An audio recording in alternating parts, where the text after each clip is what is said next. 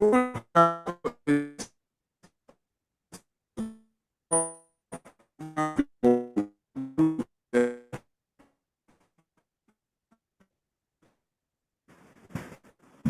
of trustees.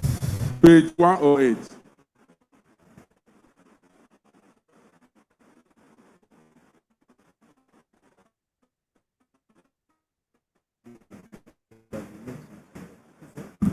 They must have mistakenly removed one word.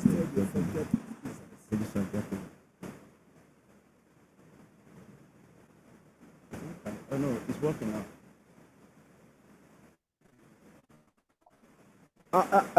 Let me go in on. Let me consult my own record and. So we'll come back to page 108. 109. We already got to 112 where we have the report of the treasurer. 113, and on page 114, the reports of the general secretary, welfare secretary, pub secretary, and the treasurer were adopted. We had comments and observations from page 114 through to 15, 116. 117 is where we have the report of Spidel. And from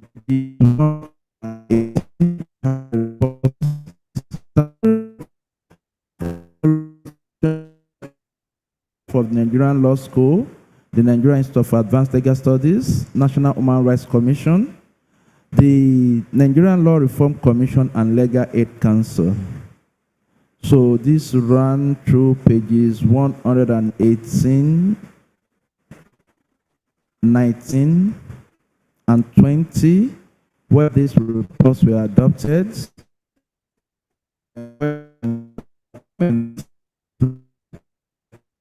121 through to page 122, where we had and considered matters arising from those statutory reports.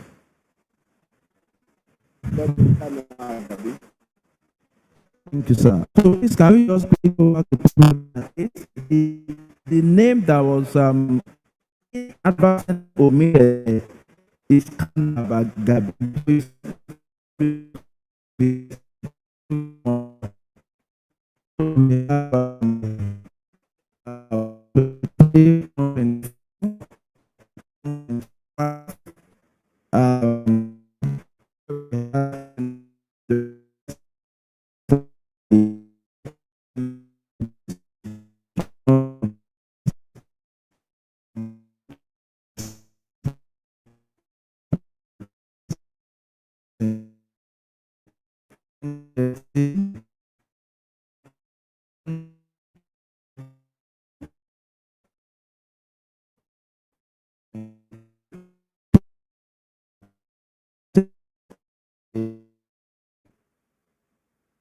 Where we, on page 134, we had observations and contributions from members on the Constitution amendments.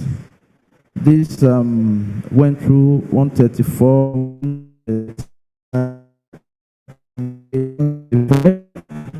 where we had closing remarks and adjournment when this meeting was adjourned to today.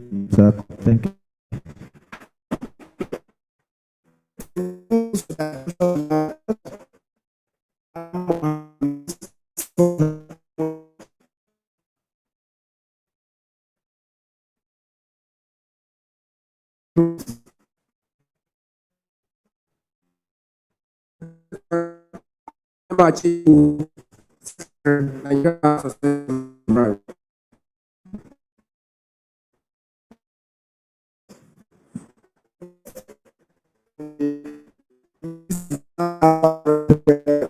Presented by the General Secretary.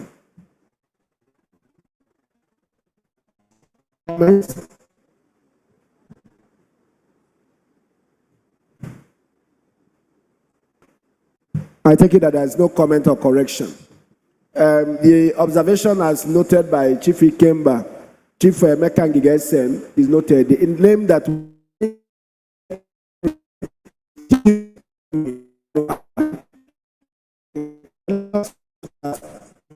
trustees were appointed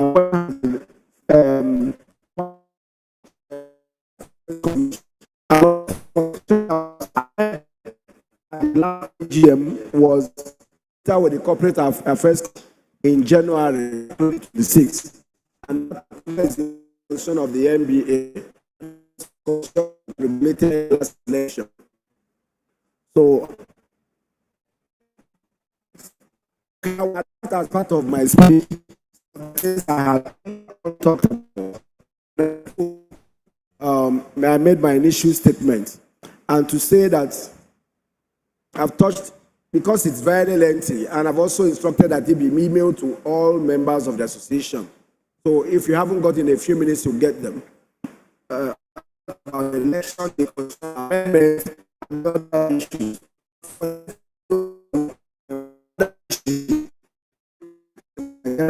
Which needs at the moment, or not at the moment, it is rendered in June 2026. The Supreme Court struck down section 12.8, I think, of the LPA, which 12.7, yes, which initially empowered the Supreme Court to hear appeals against decisions of the LPDC. Now, in the Supreme Court's reasoning, while the Constitution empowered the National Assembly to confer original jurisdictions on the court, the Constitution did not empower the National Assembly to confer appellate jurisdictions on the court. And in the court's reasoning, only appeals can only lie to the Supreme Court. The National Assembly purported to have power to enable persons who are affected by the decisions of LPDC to appeal directly to the Supreme Court. The Supreme Court was of the view that that section was unconstitutional and struck it down. Now, that has created quite some confusion as to be the fate of persons affected by decisions of LPDC. And many of these persons have been in limbo for many years. Prior to the most recent decision, the Supreme Court had earlier held that they did not have jurisdiction, but on some other grounds. On the ground that appeals go to the appeals committee of the body of benchers. But the attention of the court was drawn to the fact that by its own decision and by the regazetting of the LPA by Mohammed Bello Adoke in 2014, that there is that the appeals committee of the body of benchers has been abrogated, and so that body does not exist.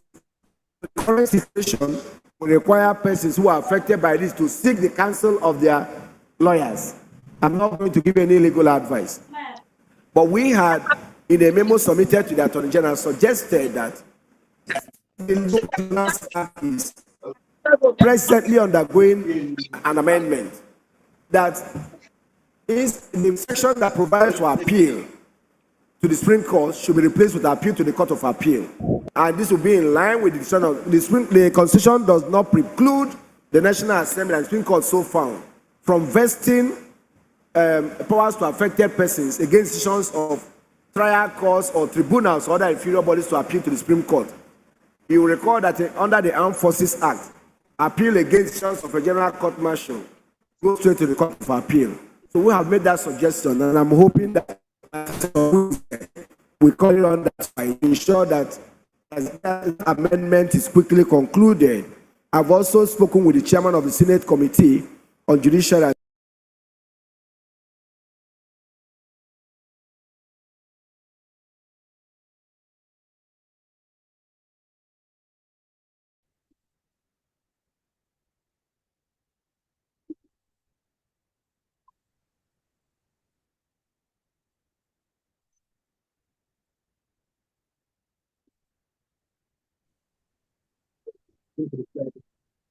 in my earlier remark, I've been part of my president's statement. Thank you also very much. So I'll call on the General Secretary to present his own report, after which the other national officers will also present their reports. So my report is not contained in the AGM bundle, but has it been emailed? Wale, has it been emailed? Can they email it to every person now, please? And also put it on the MBA site.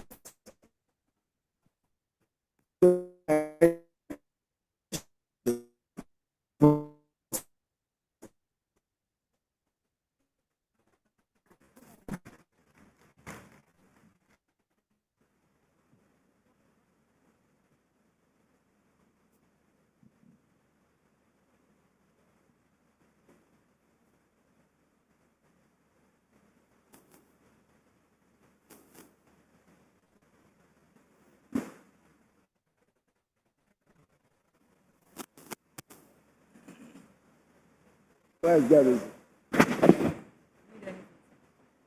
Gary. So as we save time, because we take statutory reports from law school and other bodies. When all the officers present their report, maybe we'll just take a single motion to adopt all of them. Do we agree? Thank you. First, General Secretary, please.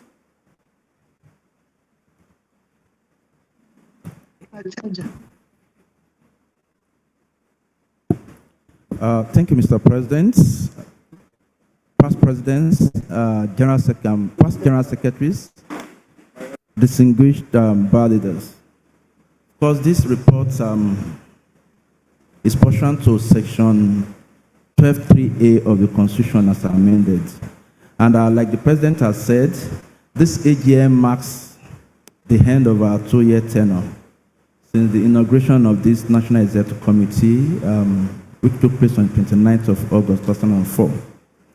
The report, SARS, is therefore not just a progress report or scorecard, but let me say a statement of gratitude, and not just reflecting how far we have come in fulfilling our mandates, but also in expressing our sincere appreciation for your support and your understanding over the last 2 years. Okay, so the Secretariat report, which forms part D of the report that has been circulated to you, is contained on pages 310 to 337.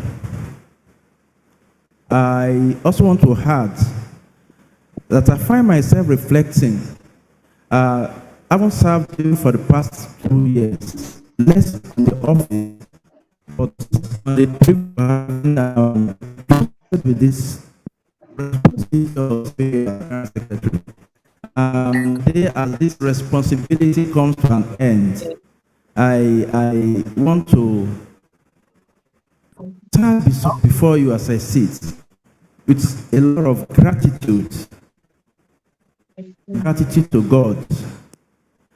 And of course, gratitude to the President of Nigerian Bar Association, the 32nd President of Nigerian Bar Association, Mercy Afam Osigwe, SAN, Life Venture, and of course, my fellow national officers, and gratitude to every Nigerian lawyer who has trusted me with this responsibility.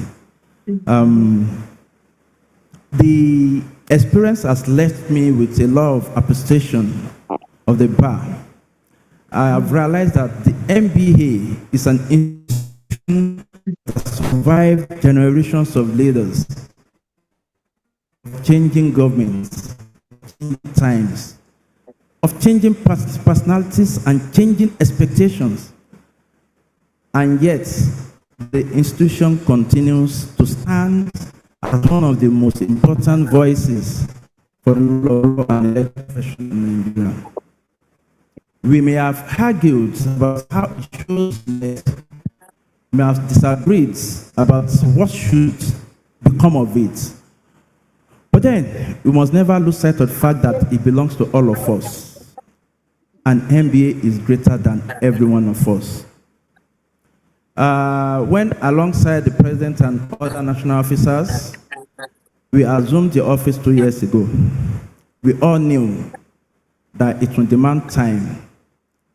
We knew that it would demand energy. We knew that it would demand sacrifice and discipline. What some of us did not fully appreciate was how deeply it would touch our lives. I have learned over the last 2 years that leadership is not the absence of disagreements. The President did mention it, that we sometimes had disagreements, but the capacity to remain resolute despite these disagreements. The agreement cannot always be measured by unity. Unity is simply, now in my understanding, the ability to disagree honestly, decide collectively, and continue to work together in spite of the disagreements. perhaps has been one of the great privileges of serving you and the greater lessons I've learned in the course of soul serving. The Secretariat in the last 2 years has undergone significant operational reorganization, thanks to Mr. President and the cooperation of other national officers, ensuring faster turnaround time for member services, streamlined correspondence handling, and improved archival processes. We have worked with the support of Mr. President to strengthen the Secretariat and improve processes through which your businesses are being conducted. We have embraced technology. We have introduced not only the digital stamp. Some of you are also aware that we have also introduced the digital ID card. If you have not received yours, please contact the incoming secretary.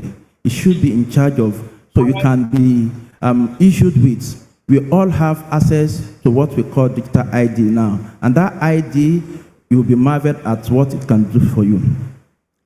So we have embraced technology as an instrument of professional regulation and service delivery. We have supported the development of stronger systems for professional discipline, continued professional development and accountability. The sector has ensured to support initiatives on welfare, continue professional development, legal reforms, ensuring that records, agreements, and follow-up actions are properly maintained. Partnership with relevant agencies and institutions have been facilitated to benefit members, including platforms for knowledge sharing and professional growth.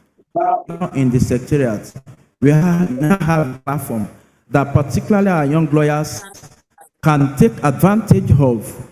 Anytime you find us in Abuja, you need an office. There is a rare office for you in the Secretariat, where you have access to everything you would ordinarily have requirement for in your office, including meeting room, internet, computers, and books. So anytime you find yourself in and around Abuja and you require an office as a lawyer, I emphasize on young lawyers, but let me say all lawyers. And you need a meeting room, you need the internet, you need computers. Please walk to the National Secretariat and you'll be very welcome.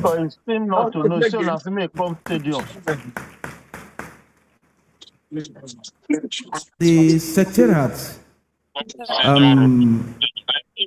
which is, of course, we have, like I said, yes, with system and make the role model of service, and of course. So in specific terms, we have put in place solid groundwork for administrative efficiency, and while remaining responsive to evolving needs of our members and of course the profession. So I said it that in the last 2 years, we have run the 2 years not without challenges. There have been disagreements. Sometimes there have been misunderstandings. And of course, there were expectations that we could have met better, which we could not meet, and some we could not meet. There were decisions that some of you, some of us have applauded, and others that some of our members have questioned. These challenges have been addressed through ongoing policy adjustments, through process reviews, and through strategic collaborations. I'm sure the incoming administration will take note of this as they come in. So I've also learned from some of these challenges that we are, and so I beg you all, where I may have fallen short of the expectations as your General Secretary of any member, I ask that you judge me by the sincerity of my service rather than the inflexibility of my human imperfection. I want to place on record my profound, I said it again, and I always say it, my profound appreciation of the 32nd President of the Nigerian Bar Association, the Golden Boy, Mercy Alpha Mosigo STN. I recall, and I want to say this publicly for the first time, I recall that the first statement I made to Mr. President, which I repeatedly made to him while we were in office, is that, Mr. President, it has been the norm that presidents and general secretaries always have disagreements in office. Whatever happened between me and you, Mr. President, the two of us die here, we will not fight. And I want to appreciate all of you for the understanding. I want to appreciate, Mr. President, that for the 2 years we have been in office, despite the disagreements, nobody at any time ever called the two of us to say, yes, President, don't fight again. So,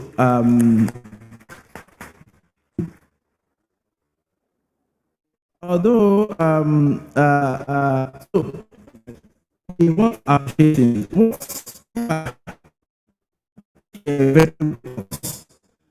about this administration. I believe one thing should never be forgotten.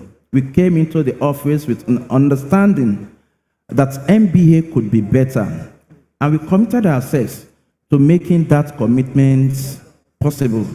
Whatever imperfections may have attended our services, my service, I want it to be remembered that my heart was always in the work, and that I approached this responsibility with a lot of sincerity. Once again, to my fellow national officers with whom I have shared this journey, I thank you for the companionship of these past 2 years. There are burdens that only those who sit around the table can really understand. We have carried them together, we have worked together, we have argued together, we disagreed, we reconciled, and we encourage one another and continue with our work. And perhaps that is what service is ultimately about. Not the absence of disagreements, but the ability to disagree without destroying the institution we all have sworn to serve. Whatever good we have accomplished belongs to all of us, not to just one office holder. To all our distinguished colleagues out there, to all of you out there, you gave me your confidence. I thank you for the confidence. You supported, you criticized, your patience and your understanding. I thank you for all of them. You have questioned me when questions were necessary, corrected me when corrections were deserved, and you supported me when the responsibility became heavy. I will remember all this with gratitude. I cannot conclude without recognizing the men and women who work behind the scenes. Please, if you are a secretarial staff, can you please come forward here now? Just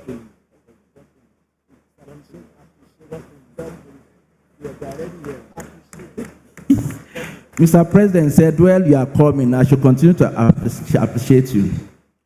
So this secretariat staff, they are the people who ensure that the machinery of the association continues to move. Much of your work is invisible, but it is indispensable. Thank you all very much for your service. For those of you who are here, and please, for those who are not here, I appreciate all of you. And behind every person who serves publicly are people who quietly bear the private cost of that service. I am grateful to members of my family, my wife and children, for their understanding in these last 2 years. A lot of time, like the president will always say, I stay away from my village, my home in Ilorin, to be with the president and the secretariat most of the time. So I want to appreciate them. I'm grateful to those who also stood by me when the plans of this office were intense. Thank you all very much, and God bless you. Thank you. Thank you.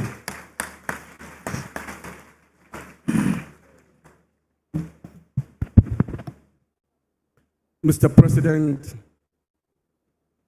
National Officers of the Nigerian Bar Association, distinguished senior advocates, my wonderful and distinguished colleagues. For me, it has been an honor to serve Nigerian Bar Association.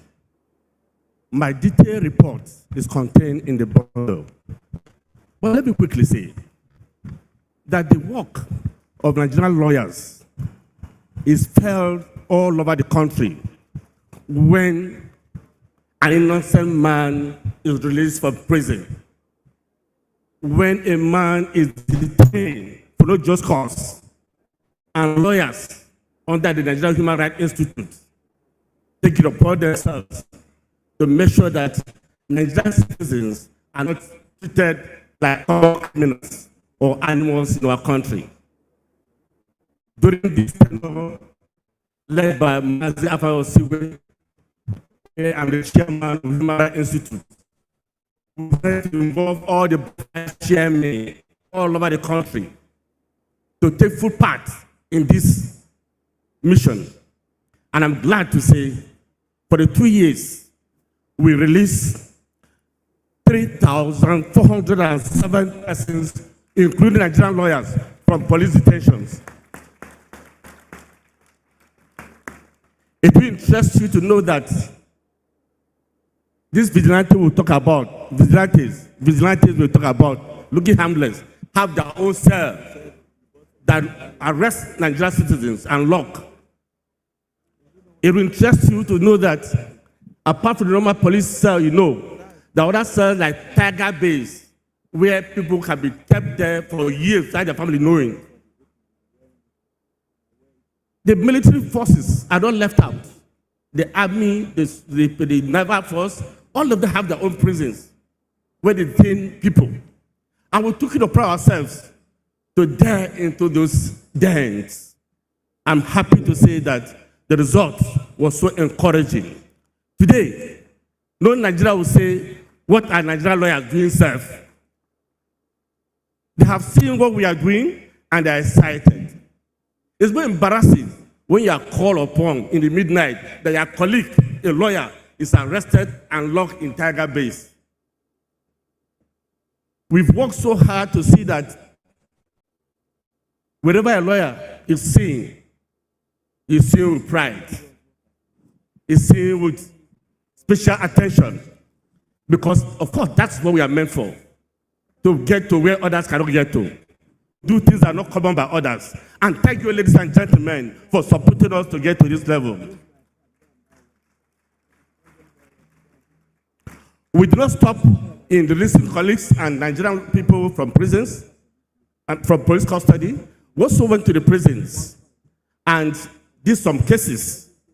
And for those who offenses were just 10,000, 5,000, we were able to see how we get them out to join their family and start their life anew.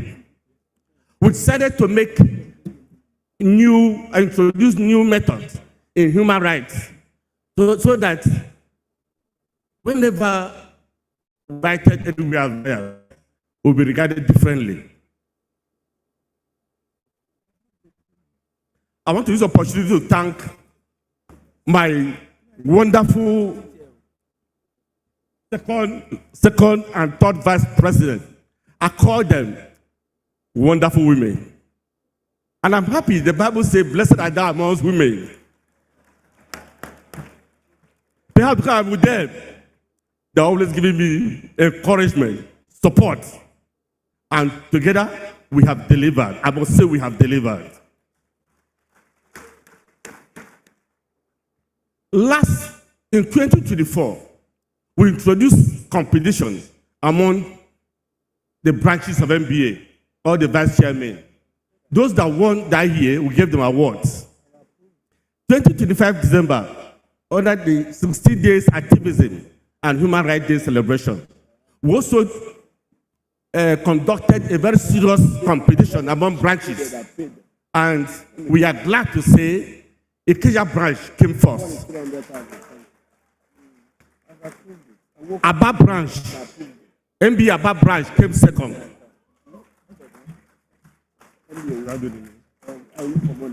And MBA Nyanya Karu branch came third. Your awards are here. After the meeting, you can come for your awards, collect your awards. we expect that our successors will do even better than us. We'll build competition so that every branch will do something to show that MBA has come to stay. Let me use the opportunity to thank Nigerian lawyers for their support. Your calls, your SMS, your advice, so many things you have done for us have taken us to this level. Without you, we will not be here. We are not perfect. We are weak. But there's something about this ESCO that is so special. There's nobody fighting anybody here.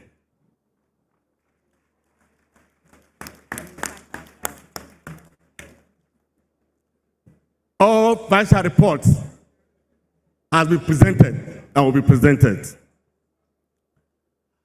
We are delighted, not because we are perfect, but because we felt that the war and Nigerian lawyers should always see that ESCO come in and start fighting themselves. We must endure, we must make a difference. In the course of this work, yes, Mr. President, MBA gave me, the National ESCO gave me a title. I would like to share the title with everybody here. Led by Mr. President. Having done so much, they said, I'm Garrison Commander.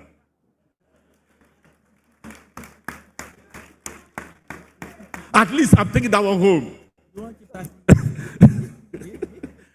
Distinguished colleagues, I don't take your support for granted. I don't take the privilege for granted. It's not easy to be elected to serve people who are more knowledgeable than you, people who are wiser than you, people who know you better than you. And so when they give you such an opportunity, it's something for you to cherish. And I so cherish it. To the depth of my heart, I'm grateful to Nigerian lawyers.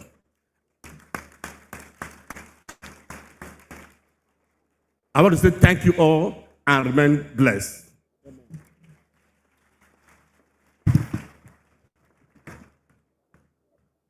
Oh, okay. I want to stand on the already established protocol.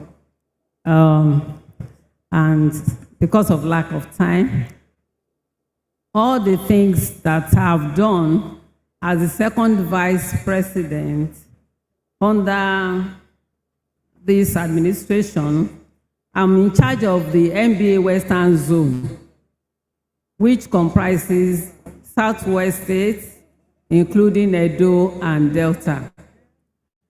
For all the activities of what we did in the Western Zone, they are contained in this compendium, which will be available to all the branches in the Western Zone, and there will be some copies available at the National Secretariat from other zones who are interested. We have activities that were done by branches in the Western Zone, and pictures of the vice chairman and all the things that they did in their zones. They are all in this compendium, and all the things I would have loved to say here. But let me just conclude. I don't have enough copies. I was only able to produce 200 copies. So if there is need to produce more, maybe the Secretariat will do that for us. But in order to make sure that I'm leaving something behind for other presidents, vice presidents that are coming to refer to, that's why I decided to make this compendium. Thank you very much. Please, I just want to share my experience as contained.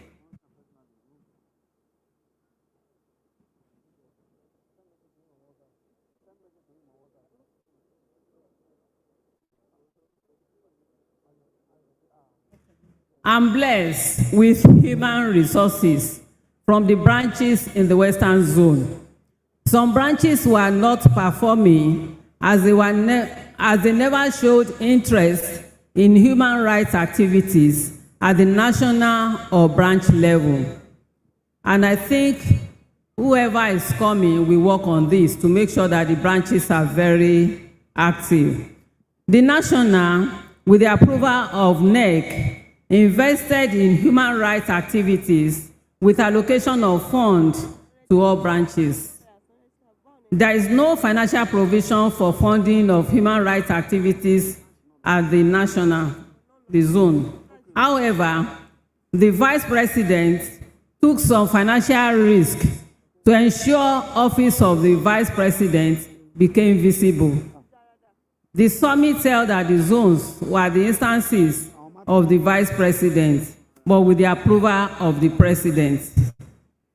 I enjoyed the cordial, amiable family relationship with same to our successors. My other national officers are fun to be with, giving us all nicknames that may stick. They call me MM1. We are such a unique family. My president, regardless of what some may say about him, is one of the few best presidents in MBA history.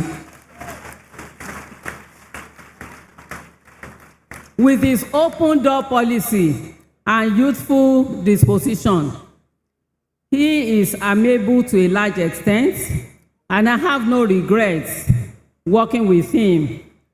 There is no perfect man, and even me, I'm not perfect. Conclusion, I thank the Board of Trustees, senior lawyers, senior advocates of Nigeria, colleagues, and other distinguished members of MBA for giving me the opportunity to serve as the second Vice President. It was a worthwhile experience. I made friends and family members that will extend beyond this term.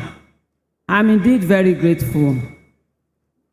I congratulate the incoming MBA National Executive members, led by Mrs. Oyinkansola Badejo Okusonya, SAN. I wish you a successful tenure. May God be with you throughout your endeavor.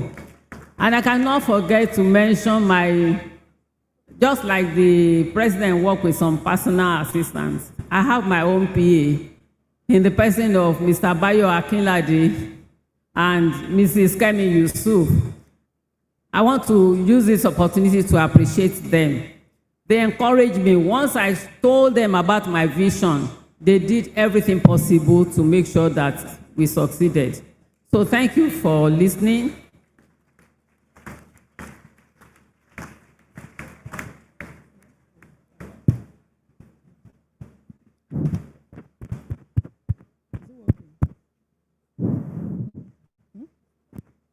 Okay. The president.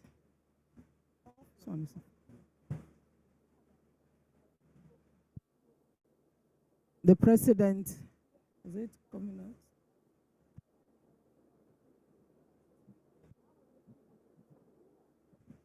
The president. Do I? Okay.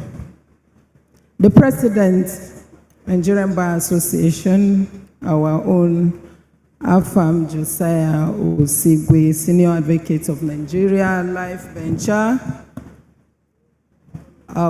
distinguished national officers, learned silks, senior colleagues, and other colleagues. Good afternoon. You know, it's customary that when we come to NEC, I simply adopt my report. I'm going to do the same thing, but let me just say that when you work with seniors, it is customary that you are allowed to adopt what they have said. So in the same vein, my report is on pages 149 to 154 of the annual annual general meeting report. And I humbly adopt what the first and second vice presidents have said. And just to add that I also enjoyed working with two of them, and they have been wonderful people. When we came on board, we met and decided that we wanted to do something entirely new. And we came up with the idea to do 16 days of activism, which is a world event every year. And that we planned in our first year in office, and we were able to execute it. Now, the importance of these 16 days of activism for those of us that are into social work is the fact that it gives you an insight into what is happening practically. You pay visit to prisons, you see people who shouldn't be in prison. For example, young offenders. You pay visits to Bostal homes. It shows you, like Kaduna Bostal home, the walls are porous. And these children who were entrusted to these people to look after them can just go on their frolic without permission. So many lapses here and there, the lack of structures on ground, on issues of access to justice for children. So those things, we said, what are we going to do? We did our bit. We held summits. We did visitations, and we spoke in every forum that we had the opportunity to attend a meeting about these issues. And it is our sincere hope that the people coming on board will continue from where we started. We don't want MBA to be seen to only cater for issues of their members. Now, while doing our members' biddings, we also want to be doing things that concern the citizens of Nigeria. So we did a lot of that behind the scene. Not everybody will know what we did, but we have sown a lot of seeds that our predecessors could build on. Another thing I'd like to talk about. Okay, we did several collaborations with several organizations, including international organizations. So if our predecessors come on board, we can give them tips on what to do, and including Human Rights Commission and many other organizations. So let me stop here and just refer you to pages 155 and 156, which contains my note of appreciation. It is not a long speech, just to say a big thank you to all of you for giving me the opportunity to serve in this capacity, and to urge God to bless everybody that is here. Thank you very much, and God bless you all.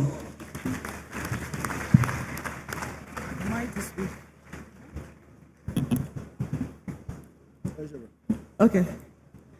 Good afternoon, distinguished ESCO. Good afternoon, Mr. President, sir. I call him Mr. President. Good afternoon, learned seniors, past presidents, general secretaries, leaders of the bar, and my distinguished colleagues. It's a pleasure to be seated here this morning to present the financial statement of the association. I'll start by saying that coming into office was an experience. It was a huge experience. I'm a civil servant, and having to navigate between my office work and the secretariat work was a big experience. But I can remember when we got into the office, before then, the president liked saying that his father was a trader. And it came to show. Because getting into the office, he asked, "Blessing, what do we have in our hands?" And we looked around and we saw the stabilization fund. So we decided to work with that. Instead of using the money up, we decided to invest that money. And I can tell you that we have been able to triple that fund. Please, can we clap hands for ourselves? Within that period, we also noticed that the MBA had facilities, apartments in town that were just there. They weren't being used. So we decided that instead of it just staying empty, let's rent it out. So we got tenants and they were rented out. And with that money, we still increase the pockets of the MBA. God has been gracious to us. The issue of funds has been one that He has been also given us so much wisdom. Our investments have been very fruitful. I don't know if my auditor is in the hall, Mr. Ishmaela. Can you identify yourself? He has to come. He has to come. Yes, please. Can you identify yourself, sir? Invite him. Invite him. Yes. Please come up. Please come up. Okay, while waiting for him, so I also like to appreciate my colleagues in the ESCO. I think I'm the only person that can say that I have a relationship with everybody. Everybody. At least I know everybody. So I'm really excited to have worked with this set of people. I know for the GS, I asked him about his wife every day, doctor. She even asked about me as well. You know, the first vice happens to be from my place. Mama 1 is us. Mama 2 is mine. And the president calls me the blessing of the bar. So indeed, I have been a blessing to the bar. Whilst you're waiting, I also want to appreciate all the friends who've been able to make the account department, the secretariat staff. They've been very helpful in the course of this assignment. I don't know why my auditor is not here, but I'll continue. Mr. President, sir, I'll continue. So the performance, so my report is part of the AGM bundle. Please, you can download it and then look at, study it. It also contains the audited financial statements of the sections and forums within the MBM. So attached is the audited statement consisting the statement of financial position, statement of income and expenditure, statement of changes in members' fund, statement of cash flow, statement of accounting policies, notes to the financial statements. So here it goes, performance. The statement of activity of association for the half year ended 30th June 2026 shows a surplus of 2,105,942,000 naira, arising from a total income of 4,584,330,000, less a total recurrent expenditure of 2,477,389,000 naira. This was as a result of fundamental rethinking and radical redesign of process to achieve improvements in the performance of the association that the current administration carried out since assuming office. So it has also outlined the financial position. All our bank accounts are stated here with how much is inside it. So for the end year, our total bank balance is 6,522,005,000 naira, out of which 4,152,264,000 naira is in fixed deposit, with a substantial part of that remainder as special funds for specific projects in restricted accounts as evidently captured above.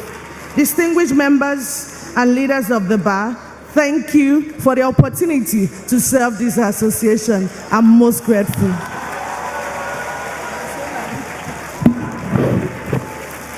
All right, thank you. We also would have to invite the auditor at this time to also talk about, present the audited accounts. The auditor.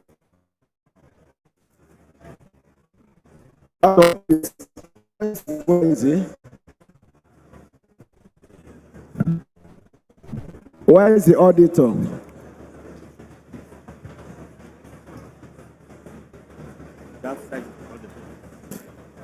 This is the audited account, but it is the auditor should also be, in case people have questions concerning the audited accounts.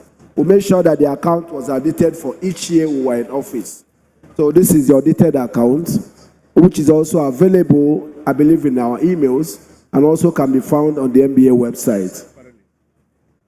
Is the auditor around?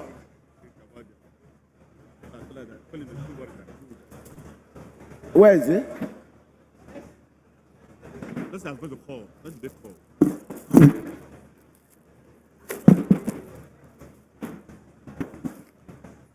Do I step it down so that we'll take the other reports while, so that we don't waste time? So just step it down so that the auditor comes. Your report, please. Good afternoon, Mr. President. Okay. Good afternoon, Mr. President, fellow ESCO members, leaders of the bar, distinguished colleagues. I am delighted to present my report, which is found at page 200 of the report, the general bundle. When we came, we first of all made a promise that we will deepen the participation of the health insurance and make improvements on the death benefits. In deepening the participation of the health insurance, as of today, I am super delighted to inform you that you can sit in any corner of the globe, of course, subject to availability of network, and apply for your NHIA and do the details in less than 15 minutes. I'm also delighted to inform you that as of today, you can file for death claims for our fallen members from any part of the globe. And in 5-10 minutes, you are done without any human interface. Now, when we came, we opened up a pathway for members who needed funding for their health. And Mr. President asked me a question and said, Auta, have you discovered that most of our members who are applying for help are members who have cancer-related problems? And I said, yes, sir. Between 70 to 75% are cancer-related issues. So he asked me to look into it and see what we could do.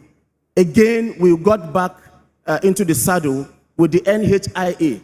And I'm proud to inform this gathering today that as we speak, for any member that has the NHIA MBA gift ship health insurance that has any cancer-related issue, you would only pay 20% of the total fee, including chemotherapy. 50% is borne by the NHIA, 30% is borne by a partner agency. We do not pray that we fall sick, but should it happen, this is the safety net that you can return to.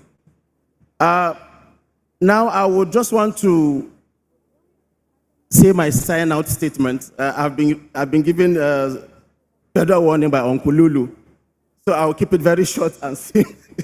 I'll keep it very short and simple. And please pardon me to read, it's very short. When I first accepted the mantle of service as your National Welfare Secretary, the task ahead seemed deceptively simple. I stepped into office with a straightforward vision of providing administration and care. Yet, as the days unfolded, the true raw nature of welfare revealed itself. It quickly became a hydra-headed challenge, where solving one problem seemed to reveal 3 more problems, demanding constant empathy, split-second decisions, and absolute resilience.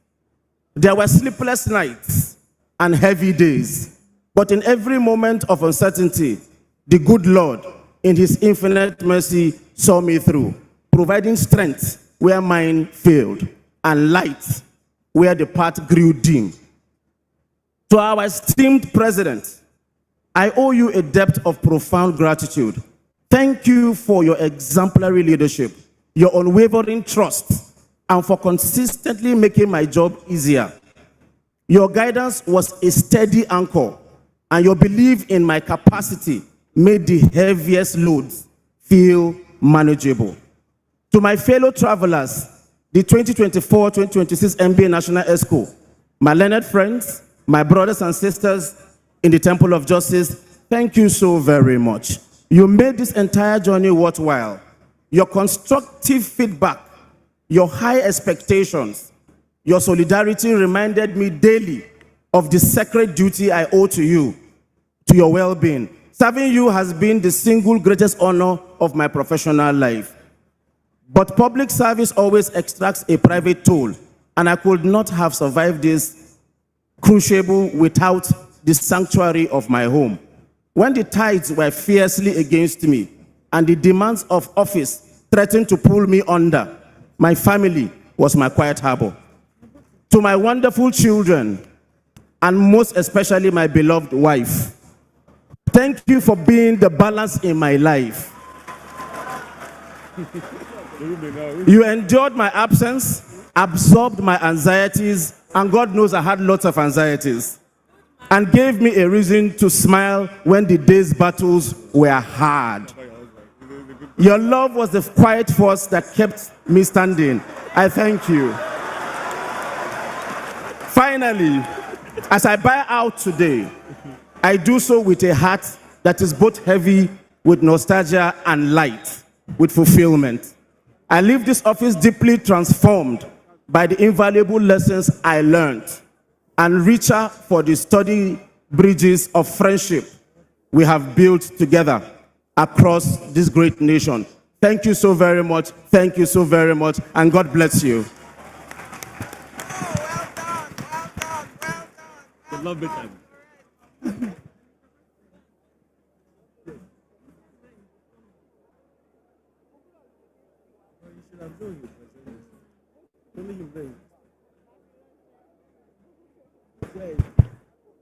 Good afternoon, Mr. President. Good afternoon, past presidents present, senior bar leaders, and distinguished colleagues. Please permit me to stand on the established protocol. The Publicity Secretariat report can be found on pages 157 to 199 of the AGM bundle. I humbly adopt same and pray distinguished members to adopt same as read. However, as can be seen from our report, the publicity team successfully publicized over 300 MBA programs and events in the last 1 year. And we have been able to do so with your support and help. I say a big thank you. Distinguished leaders and members of our Bar Association, as I conclude my tenure as your National Publicity Secretary, I stand before you today with a heart filled with gratitude, profound sense of fulfillment and joy. First and foremost, I give all the glory and thanks to Almighty God for His grace this past 2 years. Without Him, the journey would have been a little bit difficult. Let me say a very big thank you to my dear husband, my partner, and greatest support. I express my deepest appreciation to you for your encouragement, your support, and your tolerance. Your contribution to this journey can never be adequately measured in words. I say a very big thank you. To my fellow national officers of 2024, I sincerely say a very big thank you to all of you for going through this journey this past 2 years.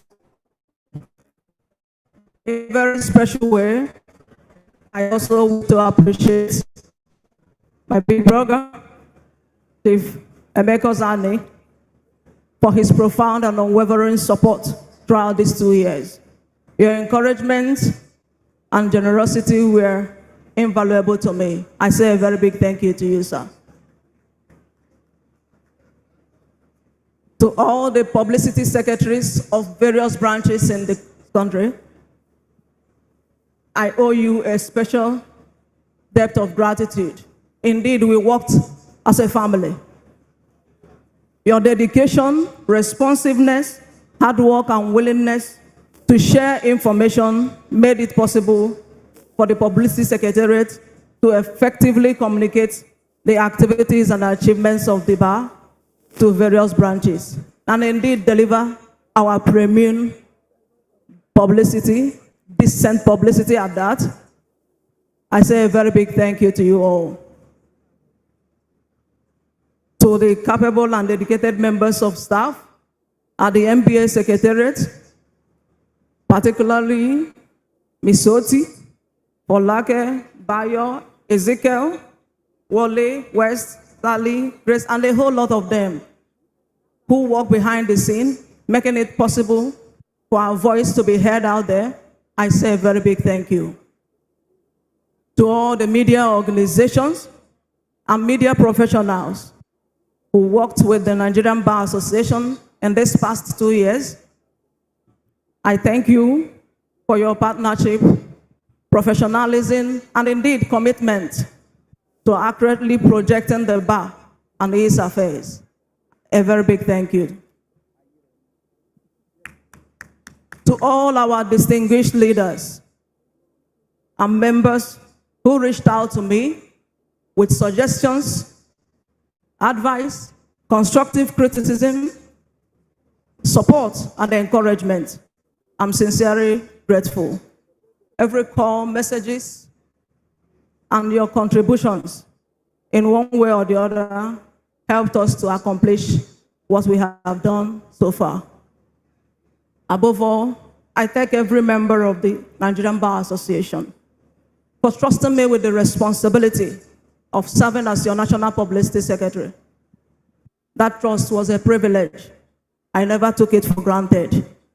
And I am grateful for the opportunity to serve this great association. When I assumed office in 2024, I promised to Nigerian lawyers premium decent publicity. And I am proud to look back and say that we gave this assignment our very best. With the support of everyone here who believed in the vision and contributed to this success, I say a very big thank you. I warmly congratulate the incoming National Publicity Secretary and his assistant on their election and the incoming president. I wish you all a successful and impactful tenure and urge you to build on the foundation we have laid. I leave this office with gratitude, peace, and satisfaction that I served with sincerity, commitment, and integrity. I thank you all for giving me your mandate, your support to serve, and I pray that the Nigerian Bar Association will continue to grow higher, stronger, and more united. Thank you, distinguished, learned colleagues, senior bar leaders, friends, and all who love the bar and support the bar. I thank you all for the opportunity to serve and pray that as we go back to our various destinations, may God protect and guide us. Thank you.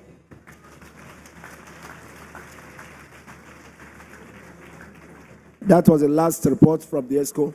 We stood down the presentation of the audited account. Oga, we are waiting for you. Is it the auditor? Please present your report and quickly explain it. Where will it start? There. Go to left. Madam, just. Oga meeting is waiting for you. Can we have a microphone here? Or you can take one. Oh, it's wired. Madam, you can find it. Your phone, now find it.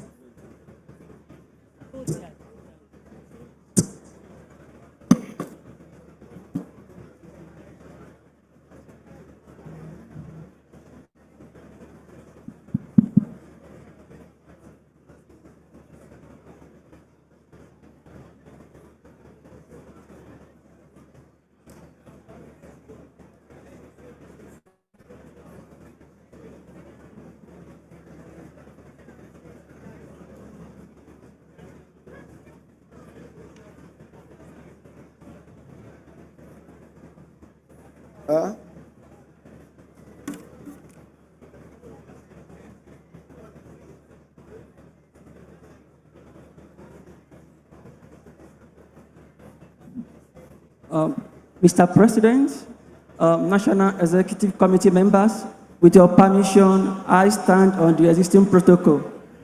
I am Lawal Afolabi Ismaila from SIAO Partners. To the members of the Nigerian Bar Association, the report on the audit of the financial statements.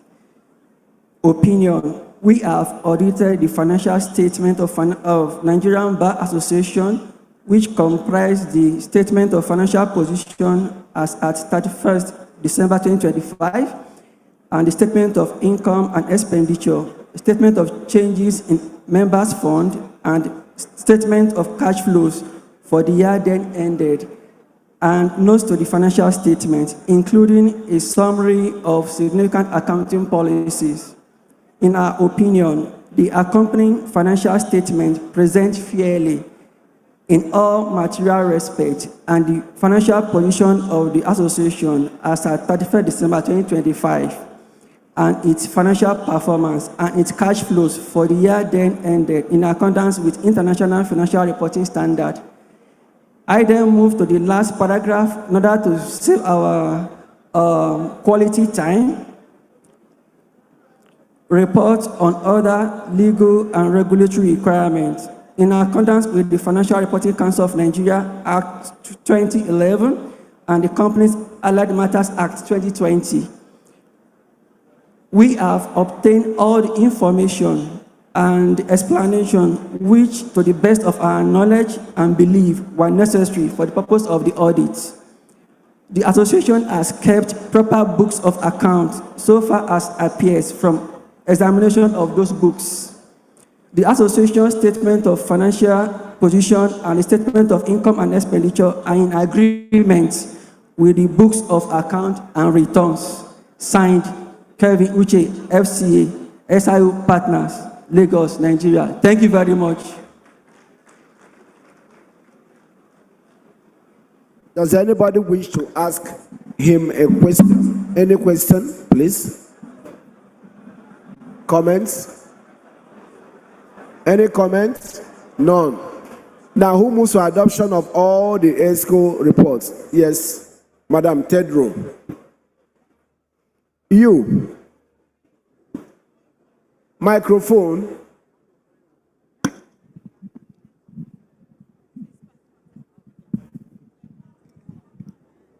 Distinguished President and National ESCO, my name is Mojirayo Ogunlano. I move for the adoption of all these reports that we have heard, the very, very distinguished reports from the members of the National ESCO, and to say that thank you very much.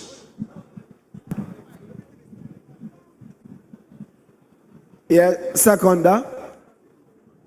Okay. Dr. Bez.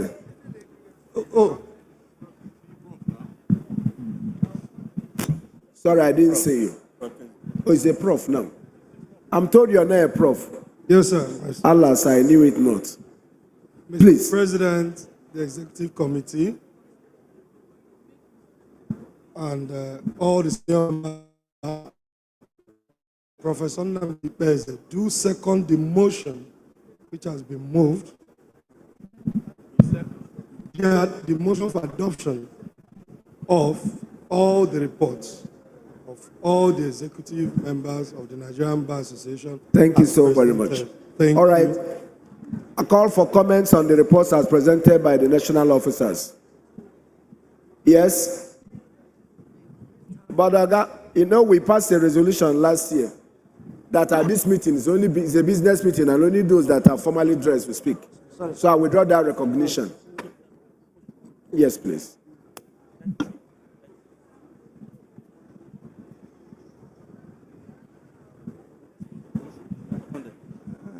Mr. Chairman, my name is His Greatness Agadaigo. Mr. President, pardon me, sir. My name is His Greatness Agadaigo. I'm from Asaba Bar, the premier bar of Africa. I stand to really commend the ESCO for the financial report presented a while ago. Going back memory lane 2 years ago, there was no financial report presented. But what we have seen today is restoration of the integrity of the Nigerian Bar Association in terms of prudence, in terms of being circumspect, and in terms of financial accountability. And we are so impressed that we have moved from the era of hundreds of millions of revenue, net revenue. We are now talking in terms of over 6 billion in our accounts, and we are so grateful for your dedication. We are grateful for your competence in public service, and we commend you and every member of your ESCO, and we pray that may the good Lord bless you abundantly. In Jesus' name. Thank you.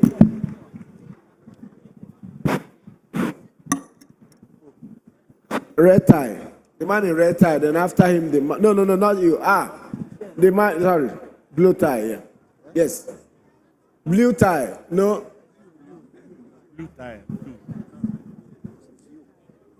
Good afternoon, everyone. Mr. President, all our seniors. I think I stand. Okay, I'm Chief Kenneth Ntong. I'm a member of the Tiger branch, sitting very close to my chairman. I'm a proud legal practitioner, especially with what we have seen today in this AGM. I want to ask all of us, as lawyers, as practitioners, to continue to support the activities of the NBA. Mr. President and your team, you have done very well. I am extremely proud to be a lawyer. Now, the entire ESCO, I meant to say, and not just the ESCO, it's all of us. It's all of us that has professed this profession, and coming to know that our activities is the most watched all over Nigeria. So we are now setting the pace. Our election, sometimes I feel, can the Nigerian election be conducted like the NBA election? It is one thing that is going on in my mind, that you can press a button and you cast your vote. And I know what it simply means for you to give your own trust to a human being. So I am deeply very honored. I am proud. Thank you, Mr. President. Thank you, lawyers in Nigeria. Thank you. And God bless all of us. Yeah, Dino Melaye, Senator Dino Melaye. I'll come to you. Let him. All right, speak. Please, no more than 2 minutes. Mr. President, my name is Chief Joseph Madekago. I'm of the Enugu branch of the NBA, Secondus Nullus Bar. Mr. President, My comment this afternoon is to thank you for your leadership to the bar. You have served this association with courage, integrity, and sincerity. I'm very proud of your achievements. I'm very honored to associate with you. Thank you very much. As you bow out of the office, I wish you the very best in your future endeavors. Even though you have told me privately you don't have any other political ambition, but we will compel you, Mr. President. I rule you out of order. Yes, next person. Thank you, sir. Thank you.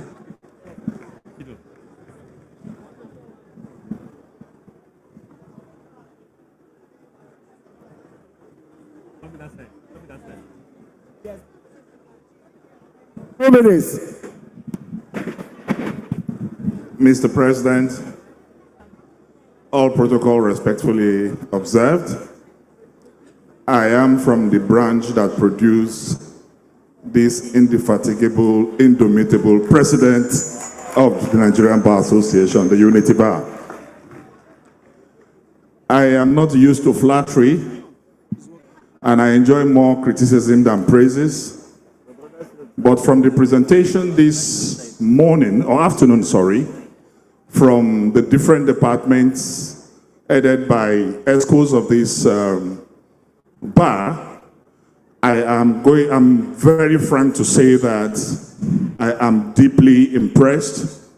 I have followed the publicity of the MBA in the last 2 years, and I can tell you it is top-notch. I have also followed the welfare department. I can tell you that it is impressive. And for the accounting records we got this morning, honestly speaking, Mr. President, all I will say is that God bless you. You have to continue in this spirit. This team, you have done very, very well. And Mr. President, when they are encouraging you to go into national politics, don't say no. As a prophet of the Most High God, I address you as Senator Afam Osigwe, by the grace of God. You have done very well. We are very, very proud of you. And with savings that you have done, because money is the most important in any organization, and the wisdom to save, the wisdom to invest, I hope every one of us here will photocopy this ESCO. Go and invest. Thank you very much. Thank you. I've been accused of being unfair to this side of the hall. Okay. Babatundo Ogala. AG Lagos. And then the man in white. One by one, please. Please, 2 minutes. No, Mr. President, mine is just to call us back to order. These reports are materials for posterity. We can give you all the praises today. In 2 years, somebody did say 2 years ago, I'm sure that same person or people like that praised that administration 2 years ago when Mikel was exiting. Reports have been presented, 5 of them. I would think we should actually discuss those reports, adopt them for our records, for posterity, rather than this press. Sir, they've been adopted. No, I think, sir, Mr. President. Please, there was a suggestion which was approved by the House that I agree with you. Permit me, may I redirect you, sir? Okay, sir. That the reports be adopted by a single motion. Yes. These are the comments for you to discuss the reports. If you have a comment, is at the stage to make it. No, Mr. President. Yes, please. What I am saying, these reports have been adopted, one after the other. Present them for discussions. Sorry, Mr. Ogala. There's none. Thank you, Mr. Ogala. This meeting can regulate its proceedings. And in the exercise of that power to regulate it, we have agreed to adopt them by one motion. The reports can be singled out for comment, so you're free to comment on any of them. Thank you. Yes, Honorable AG. Well, I'm not the AG. My name is Kaide Adelola. Please wear your glasses. He misled me. Well, my name is Kaide Adelola, Senior Advocate of Nigeria. Thank you. Of Lagos. Yes, Lagos branch. So, yes, from Lagos. Now, may I just say that we are indeed impressed by the outcome of the financial handling by this EXCO and the outcome. But I recall that at the last AGM, I made a suggestion, and I'm going to be asking the new EXCO to consider putting some of our finances in treasury bills, which are actually safe. Not an entirety of it, but if we have 6 billion, I think we should consider 2 or 3 billion in treasury bills to earn us a little more than fixed deposits may earn us. Also, I'm of the view that the EXCO that will come after us, after you rather, should consider the points you have made about the elections, and we hope that our elections in future really and surely will mirror what we want to see as a nation. In the meantime, I want to congratulate those who won, and we hope that all of us will support them just the way you have been supported. Thank you, Mr. President. Thank you for that suggestion. It will also be part of my recommendation in my handover note that we now move this money into a more secure investment, like you have suggested. Thank you for reminding me. Yes. Sorry, you can't. You're not dressed in suit. Down. Yes. No. They want the glasses.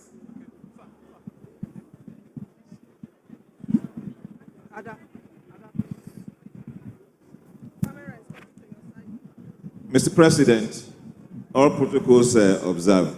My name is Mustafa Abubakar, SAN. I'm from Kaduna branch. I start by commending the entire EXCO for an excellent tenure in office. We are unanimous in this AGM that this EXCO has delivered on its mandate.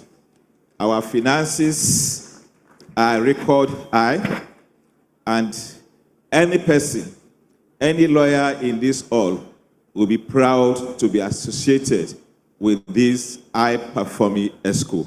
I, for one, am proud of this EXCO. I particularly want to commend the President on his last dance.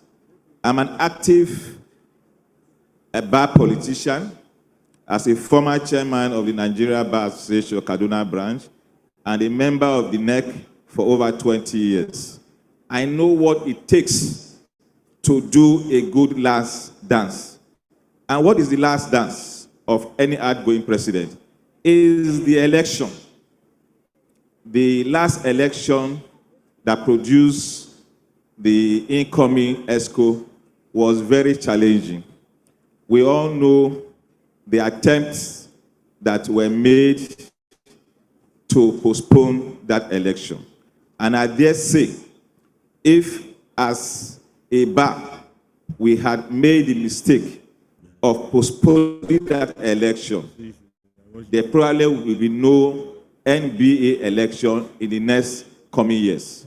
That your administration was able to stand its ground, go to the courts to remove the injunctions that were meant to stop that election. That you were able to galvanize NEC to an emergency meeting that gave the go-ahead for the election to hold, in spite of even the arrest and detention of the technical partners who were supposed to conduct that election. And at the end of the day, you pulled it off. I say, well done. Thank you. The success of an administration is measured seriously by its ability to produce a successor. you have produced worthy successor in the incoming ESCO. I say, well done. All right, thank you, sir. And as we look to the coming to office swearing in of a new ESCO, I pray that they will follow your footsteps and improve on your achievement. Well done for a very successful tenure in office. God bless you. Thank you.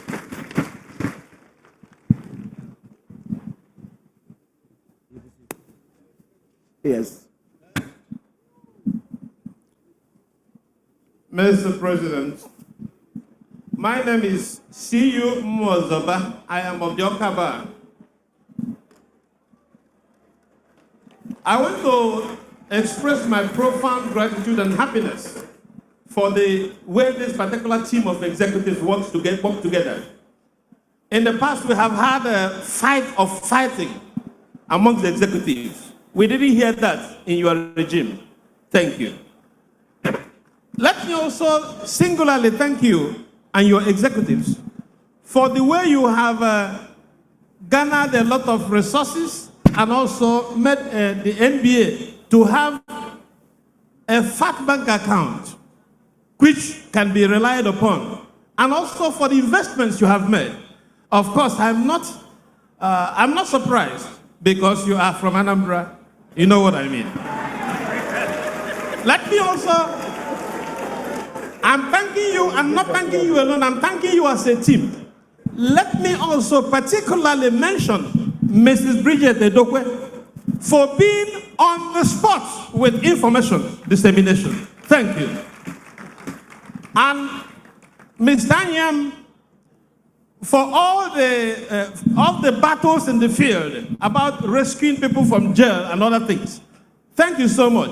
And every other person here, I'm not being selective, but there are those whose battles are always on the media. Thank you, everyone. But let me quickly suggest that in view of the issues concerning our exchange rates, you know, the billions will keep on dwindling because of the inflation. I will suggest, perhaps you may suggest to the incoming administration that a chunk of the money can be converted into some other currency, and perhaps we can invest in the New York Stock Exchange. That will get enough more money. Thank you very much. I appreciate you. And as you go further in life, all of you, may God continue to uplift you. Thank you so much. I appreciate you. Thank you very much. Please, we'll take a few more contributions and then we'll take a chair Yenegoa, or a minute past chair, is it? CB Kekemeke. Thank you, Mr. President. My name is CB Kekemeke, Chairman Yenegoa Branch. Mr. President, the last time we met at NEC, you emphasized that it was not your valedictory speech. Today looks more like it. And behind your glasses, I can see your teary eyes. From a distance, they are not teary. You have a right to be emotional. Very dry. Mine is a note of gratitude on behalf of the Yenegoa Bar. Mr. President, 14 months, I am 14 months in office. The first week, my first week in office, a judge of the High Court of Bayelsa State was kidnapped. And you visited about that same period. The very day you visited, the judge was released. Not about 3 hours after you left town, he was released. The next time you visited was a program organized by the NCDMB in partnership with the Nigerian Bar Association. The third time you visited when we hosted our Law Week. 14 months in office, 3 times you visited my branch. You showed solidarity to us, and the members of NBA and Yenegoa have instructed me to show you appreciation at this very AGM, and that is what I am simply doing. Thank you. Thank you, on behalf sir. of the Yenegoa Bar. Thank we you. wish you all the best as you soldier on. Let me go back a bit, then I'll come to the front. Yes.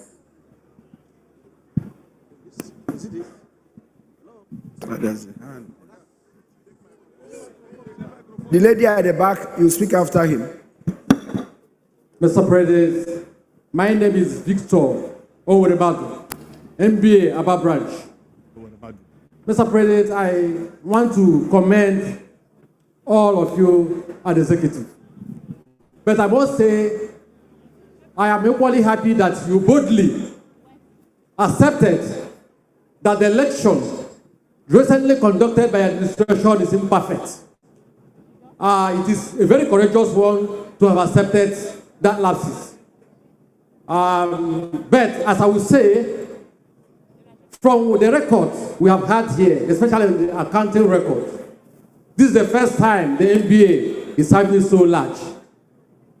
I may take the leave to say that if there is any sin associated with this executive, I think that sin should be forgiven because of that record of 6 billion naira and above.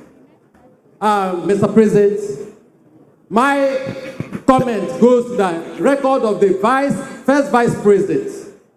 The first vice president painted a very horrific situation where Nigerians are being locked up, not only in police stations, but in also vigilantes cells and a tiger base. I don't know what I call it, police station or cell where Nigerians will be locked for months or years without trial. And my question is, will it continue this way? What will the bar do? What will the bar do to save such a situation? Will it only be going to release these people and they will continue after releasing the Nigerian citizen or a lawyer? Sorry. What do you suggest that we do? Mr. President, I suggest that the bar should have a synod, meet with the people in charge, the IG, the Secretary of Police, and let this complaint bear to them, especially this tiger base of a thing. It has become a national embarrassment. All right, thank you. Yes, sir. Thank you. Just information. I thought I'll leave it at that. Well, I know that MBO was engaging with tiger base, but your suggestion had been implemented 2 months ago when we met with the current IGP. So, but maybe more work needs to be done. Please. Yes, the lady at the back. There's a lady. I am the one. Yes, sir. Yes, that's the lady, yes. Thank you very much, Mr. President. My name is Anaisi Agnes Pache Omuya. I am the Vice Chairman of MBA Bari Branch. Mr. Chairman, Mr. President, please, so sorry. Mr. President, I am so happy with your administration. The cordial relationship with all the executives. Every one of them is so happy with you. Even if there's a challenge, it was not obvious. No wonder the pet name that was given to you, different pet name. Uncle Lulu, the Golden Boy. Most especially, what gladdens my heart mostly is when I see negative criticism on newspaper or radio. I will just be panicking where I am and said, how do we respond to this? 30 minutes, your response has come. I'll be dancing in my house. Mr. President, I'm so happy with your proactive responses to criticism all over the country. As if you don't sleep. 247, as if your response is waiting for the criticism. I so appreciate you. And your response to text messages. If you receive any text message, 10 minutes if you don't respond, then you have not gone through your text message. In 24 hours, you respond. Thank you. I'm so happy. Thank God my vote for you was not a waste. Thank you. I thank all the executives. Thank you. Adama Mohammed, please.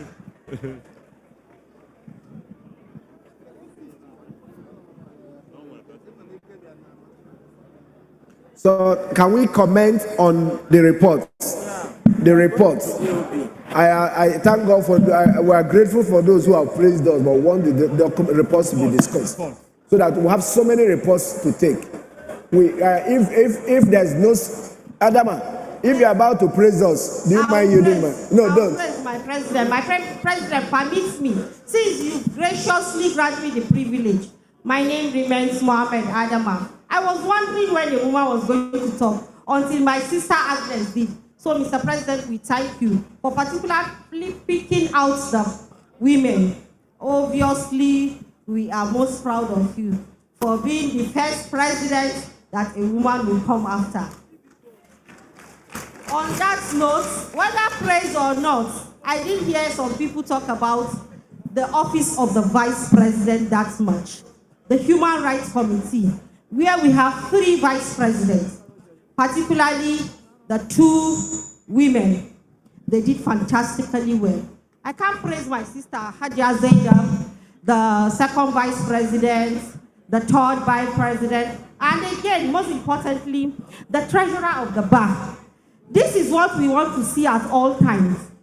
As the treasurer of Unity Bar, I have learned from this very national expo, so that you work with the president and you have a president that listens. So our chairman, please listen.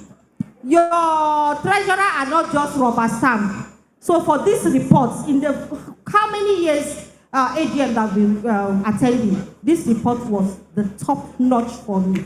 I've gone through it. I took my time to go through it when I got the report. And I want to praise the welfare as well. Not to talk of the team of the publicity office. You guys did tremendously. I am so proud of you. The welfare whose spouse is my mate, the publicity whose... All right, thank you so very much. Time up. Thank you, and thank you so very much. I will take 3 more comments, one from here, one, and then we'll move on to other things. Yes, the lady. Ladies again. Thank you, Mr. Chairman. President. Mr. President, sir. Mr. President, my name is Florence Aloaye Horace from the Ikeja branch, popularly called the Tiger branch. I want to appreciate you for this opportunity to speak. I want to appeal that the link to the NHIA be shared so that members can key into it, because it specifically speaks to the email that relates to cancer, because cancer is now very rampant and we don't know how it comes. It's for some of us, it's coming to us for the first time. So if the link is shared, people can key into it seriously. Thank you so much for that opportunity. All right, thank you, ma'am. Mr. President, sir, I also want to highlight that from at the branch level, many times when members we call that petitions should be written to you, our branch chairman has always said that petition should be written to himself, and he has acted on those issues because he feels that you're already handling a lot and there was no need to overburden you. Thank you so much for your performance and to the team. Thank you very much. Yeah, OJ Rabo, former first vice president. Then I'll take one last one. From there, Clarice. Thank you, Mr. President. Amoji Rabo, Elisha branch has always been my branch. Mr. President, sir, you are a very lucky man. It's not common for lawyers to praise ESCO. I'm surprised because of the criticism I saw in the media, which is contrary to these praises. Mr. President, sir, I want to also commend the ESCO because we now know that money matter. I remember in 2010, when we came into office, I was elected there as the 2nd vice president, with Oga J.B. Daudu as the president. We meant nothing in the coffer. Thank God for people like Akimboro that rally around ESCO. We didn't meet any money. And I'm surprised now that things are getting better. So I want to commend you for not expanding the expenses when more money came in. I also want to thank the ESCO for not fighting. The fact that there was no fight also shows that there was good management of resources. Mr. President, sir, I want to just suggest, maybe to the incoming ESCO, now that we are having a non-surplus, is there a way we can also make provision for some welfare packages for junior lawyers in terms of reducing some of the fees, so that I know that saving is good, but as an officer that has served as national welfare officer as second vice president, I always have a heart for welfare. So if we are making so much now, we should also find a way to accommodate some benefit to our young members. Thank you, sir. Let me note that there is no financial burden we have imposed on young lawyers. With respect to stamp and seal, we have made the digital stamp freely available to lawyers from 0 to 7 years, totally free. And then also issuance of the ID card is totally free for them. I'm not so sure it's about making more money than about managing what we have. The practice fee has remained the same for 18 years. For 18 or 19 years, since 2008. 16 years, 18 years, I think. So, unless this, I think this request should be made more to branches. And we have also, because when we also talk about welfare benefits to branches, what we have done is to get the constitution amended and increase what goes to branches. Since we cannot give it to the individual lawyers per se, it's being given to the branches. And it's so difficult as to find a satisfactory thing of what to give to young lawyers. But we will not increase. I don't know what is wrong with it. It's up. So I don't know how, but we have not added any financial burden on young lawyers. That's what I would say. Thank you so very much.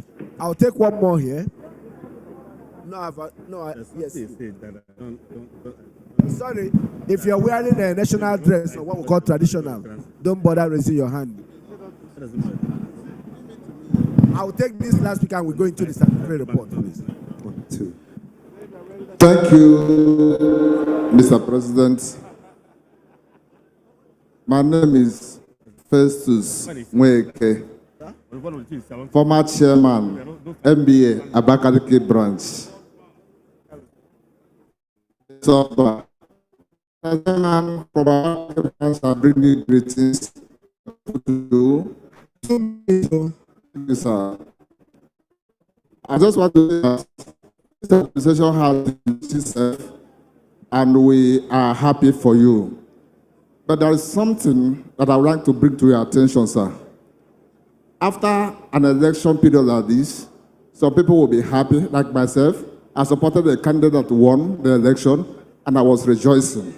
And I was happy about it. But there are other persons who supported a candidate that did not win. And most of the things that they will be saying out, people may not be happy about it. I don't know if Is there any way, sir? Sorry, sir. Yes. I don't know if you would want to restrict yourself to the reports presented. But then again, Mrs. Badejo takes over the helm of affairs tomorrow. Very grateful. You may wish to make some of those recommendations to her. Very grateful. It's too late in the day for me to implement it. Very grateful. So to that extent, I want to say thank you. Thank you. Abakake branch is proud of you, sir. Thank you so much.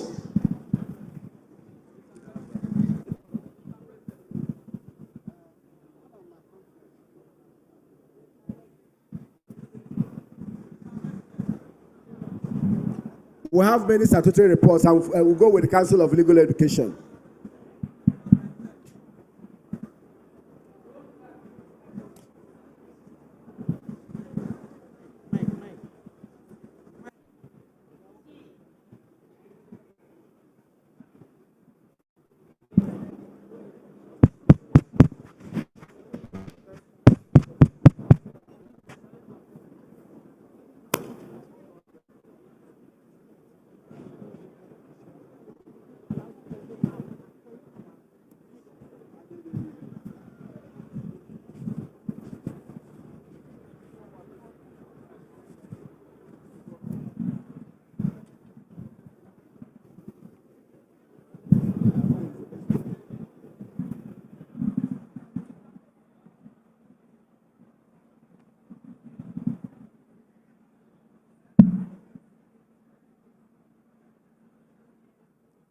the President, Nigerian Bar Association, Mazi Afamosigwe, Senior Advocate of Nigeria, past presidents of the Nigerian Bar Association, as well as the incoming president and the first elected female president of the Nigerian Bar, Mrs. Oyinko Sola Okusoya, Senior Advocate of Nigeria, distinguished senators and members of House of Representatives, live benchers, and with the permission of the President, I'd like to recognize the first female chairman of the Body of Benchers, Mrs. Hairat Aderisola Balogun, live bencher CON. Members, the Chairman, Council of Legal Education, Chief Emeka Ngege, Senior Advocate of Nigeria, members of the distinguished Body of Benchers, distinguished members of NEC of the Nigerian Bar Association, distinguished members of the NBA, ladies and gentlemen, permit me, I'll just read the introduction of my report and speak to the report.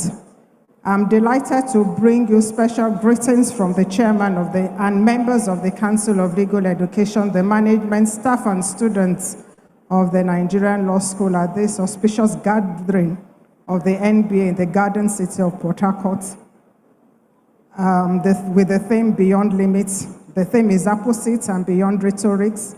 It resonates with the value systems and structure that has sustained the enduring legacies of the Council of Legal Education and the Law School for over 65 years. May I, at this juncture, appreciate the President of the Nigerian Bar Association, Mazi Afamosigwe, Senior Advocate Live Bencher, members of the National Executive Council, for organizing for this conference and for availing me the opportunity to present this annual report to this august assemblage, an opportunity for this type of interfacing will give room to interrogate issues affecting the legal education, legal profession, and the society in the light of both prior points as we continue to seek innovative ways of advancing best legal education delivery that can compete globally. And as expected, a modest attempt will be made in this report to highlight some of our efforts in the last year, working hard to sustain our old-time traditions in the legal profession, building on legacies of past leaders through the guidance and direction of the Council of Legal Education. Mr. President, sir, following my appointment as the 10th Director General of the Nigerian Law School, we started a program, as we say, with the Arise mantra. And the essence of the Arise mantra is to ensure that the Nigerian Law School is a model institution attaining the highest standards of legal education and vocational training globally. We hope to produce ethically grounded lawyers capable of responding to national and international challenges. In this report, Mr. President, I will speak to the admission and breach of quota by Nigerian universities. Last session at the Nigerian Law School, 7,601 students were admitted to the Nigerian Law School. And this session, 2025-2026, 7,785 students were offered admission, out of which 7,589 registered for this session. Now, although we have 7 campuses, we are constrained by facilities, and then we also have the issue that universities, it is common knowledge. And what we have is a number of legal practitioners will approach us privately saying that we should give admission to their maybe children, wards, or constituent members. The issue is as a body, I think it is time that we address I'll use the word indiscipline from the universities when they do not stick to their quota. It doesn't make sense when a university has a quota for 50, and that university will admit 150 or 200 students. It comes back to the Nigerian Law School. And ahead of my speech, law school since inception, we've never gone on strike. And so what we try to do is to accommodate the recklessness created by the universities. So I think as a body, we need to address this and speak to breach of quota by our universities. Now, regarding the bar final examinations, we had one exam in December, and those successful have been called to the bar. Out of a total of 7,601 candidates that wrote that bar final exam, 6,010 were successful. 212 made a first class, 1,216 second class upper, 2,958 graduated with second class lower, and 1,617 graduated with a pass. We had another exam in May 2026. We had a total of 1,995 students who wrote this bar final exams, and really, they're actually, it was a receipt examination, but we all know that there are no receipt lawyers at the bar. So out of this figure, 883 passed, representing 45.3%, and 983 failed, representing 50.3%. Now, the issue, I can see some reactions, but the truth of the matter is that some of these candidates have written the exam more than twice, more than 4 times. And so maybe we need to also advise if there is if we are not comfortable with this number, whether, it should be an indefinite attempt at the bar, or we have a particular number of attempts, and then if they are not successful at the bar final, then maybe the bar is not for them at this point in time. They can explore other professions. I'd also like to speak regarding the externship. For the seniors, we used to call it attachment, and the externship program where we post our students to the courts and also to the law office. We just concluded one, and we have concluded the portfolio assessment. By portfolio assessment, I mean that our students come back and tell us what happened, and we examine them. Those who failed the portfolio assessment would write the bar final exams, but their results will be withheld until they go back to repeat. I'd like to thank as colleagues and seniors who have partnered with the Nigerian Law School by engaging with the Nigerian Law School and engaging the students. But from the feedback that we got last week, it's regrettable that some of our colleagues have not engaged with the students. Some students will come, some didn't even come back with confidential reports, some were not engaged. It's like the externship is like the pupillage, informal pupillage, to be hands-on with the practice of law. So we will appeal to our colleagues that when next we send our students next year, please engage them. Do not cover them. If they do not come, report that they were absent for 80%. They didn't make the attendance. They only came 20%. We will take it up, and then we will refer them the next year. And then I'd like to thank, under the Arise mantra, we have S represents sustainability and stakeholders participation. And on this note, I'd like to thank alumni sets of the law school who have participated with us 1996, 1976, a number of them. And when the president mentioned, or this treasurer mentioned, that there is about 6 billion in our account, I would ask that in addition, as part of stakeholders' participation, a number of our campuses are in deplorable condition.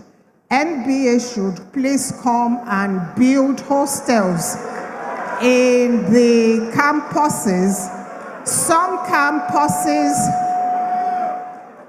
campuses are in deplorable condition. Some campuses are overstretched. Some campuses are overstretched, and everybody wants to be in Abuja, Lagos, or Port Harcourt. Order. Some people want, thank you, Mr. President. Some people only want Lagos, Abuja, Port Harcourt. Nobody wants Yola, nobody wants Kano, nobody wants Enugu. If we have NBA hostels in these campuses, then it will ease the plight of those who are coming to join us this time next year. So I think part of giving back to society is that we should let charity begin at home and come back to the Nigerian Law School and help us. And so we will plead with, the report contains those who have some individuals. I couldn't mention all the stakeholders that have helped us, but I would like to acknowledge the Minister of Federal Capital Territory. He's giving us the COO. He's giving us 10 bungalows or 4 bedrooms that we have, and they have commenced construction of an additional 10. He's promised us we're actually going to 32. So,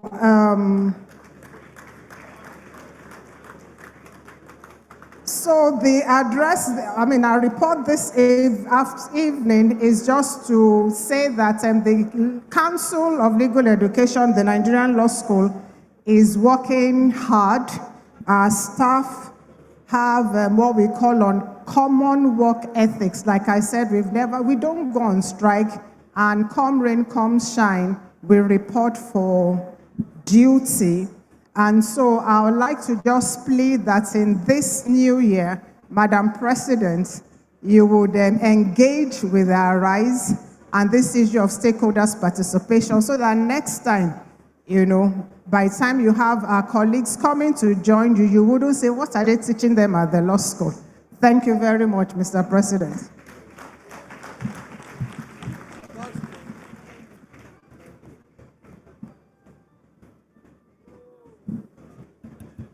Hello? Who moves to adopt the report of the Council of Legal Education? Who moves the motion? Yes, please.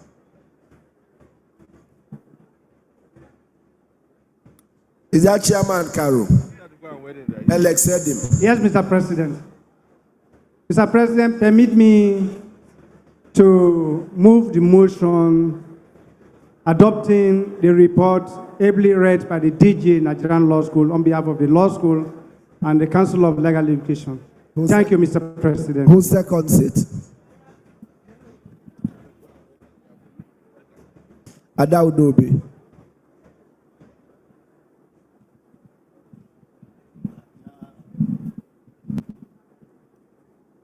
Mr. President, Ada Udobi, I am from Onitsha branch. I hereby second the motion. Heavily moved by my learned friend, Caro Chairman. Thank you, Mr. President. I'll call for a few comments. I couldn't help noticing that the 19th president of the NBA was nodding in agreement with the DG when she suggested that we should build hostels. By the way, he was a past chairman of the Council of Legal Education, so it's understandable. Yes. Comment. Keep it short, please. 1 minute. No speech making. Thank you, Mr. President. My name is Adenchin Mechanic Elijah Haley from Unity Bar I want to commend the DG of the law school and to congratulate her for her appointment. Okay. And talking about the report, I want to say that truly we have discrepancy of infrastructure and facilities in various campuses. And all the students, regardless of which of the campuses they attend, will sit for the same exam under the same condition. So I want to support the call for good-spirited individuals to follow the path of His Excellency Nyesom Wike, to support the law school. Thank you. And if the MBA can also do the same. Thank you. Next, yes, Thank you very much. Yeah. We are not government too. The person you just mentioned did it as a minister. Yes. Mr. President, thanks for the privilege. My question to Madam DG is from her report that many of the universities are admitting more than the quota given to them. So my question is, if that is true, we all know that is true, we see it among us, then if that is true, who has the power to sanction the universities? If it is the council, what is stopping the council from sanctioning the universities? Because they are toying with the destinies of a lot of our children. So I would like the DG. Who got your question? Thank you. Who has the power to sanction the area universities? Thank you very much. Yes, you in a black tie. Is it black?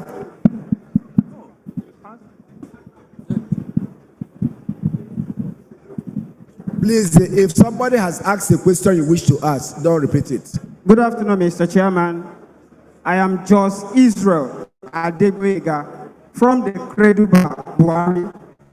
I want to comment on what the DG just said with regards to investment in accommodation on campuses. Somebody the smallest amount, lowest amount of money you will get on accommodation either for Bar 1 or receive student is 450,000 naira. What is your question? The investment is going to be a very big investment for MBA on campuses. And secondly, there are various reasons that occasion mass failure among students, which I have recently done a research on. It borders not only on the law school, it borders on schools where some students are coming from, it borders on some mode of teaching, and it equally borders on the assimilation ability of students. Thank you. You may publicly share your findings with the lawyers so that we can follow you. Yes, next person. Professor, where is the junior professor?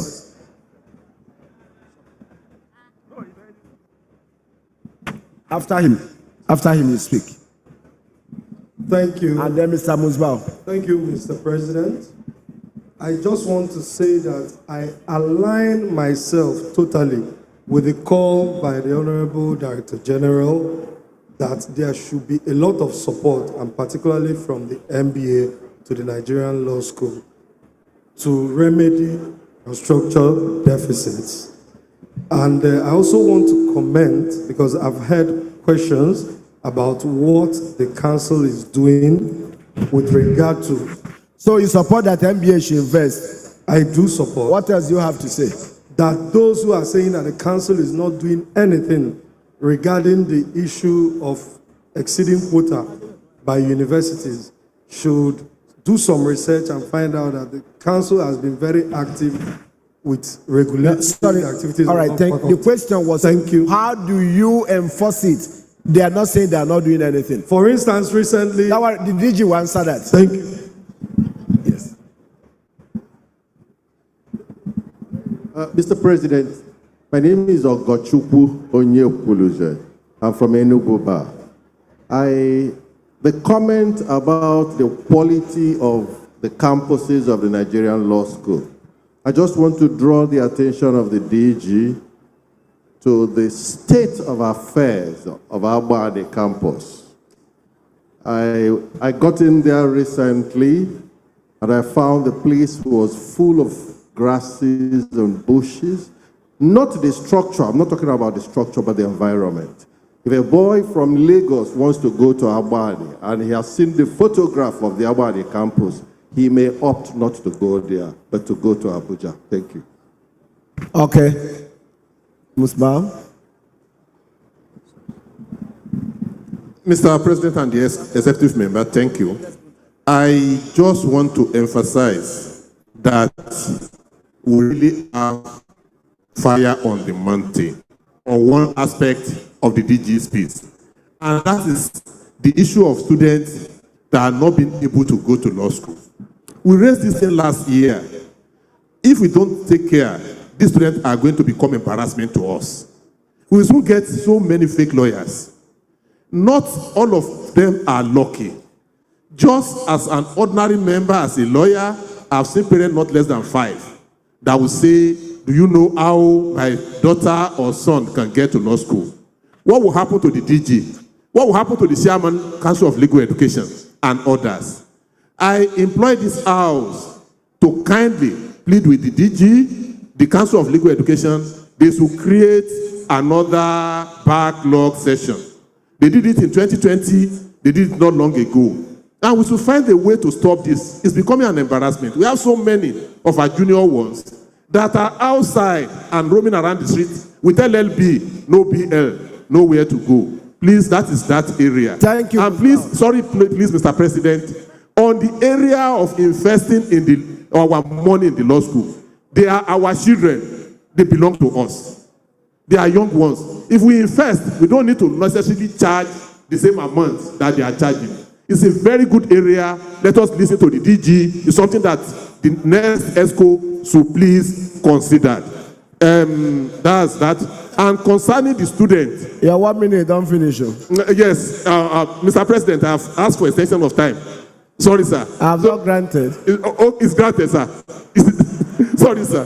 So, concerning the student on extensive, we thank our colleagues and equally appeal to the law school to try as much as possible, update their addresses, update the law firm that they can go, and we should remember that some of them need to help. Thank you, sir, Mr. President. Now, before I allow the chair of Lagos to speak, let me say this. There are different categories of law school persons who are aspiring to go to law school. First category is the one that the door has been shut, those from Open University, who misled the body of benchers, and then a dispensation was given that they had only 1,008, and then they must produce about 5,000 or 6,000, and there's a decision that they can't go. I hope they don't fall into the category of those who are. Then the second category relates to John Aikpoko Martin's question. When universities deliberately over-admit students beyond their quota, they create a problem and start blaming law school and not the universities. We should consider as lawyers acting for these students to sue universities for misrepresentation and deception. If your quota is 100 and you admit more than 100 and they can't go to law school, this is services. It's failure to deliver part of services. Consider it under, is it consumer protection and whatever, and sue the universities. But you can't blame the law school. They have given you a quota, you're exceeding it.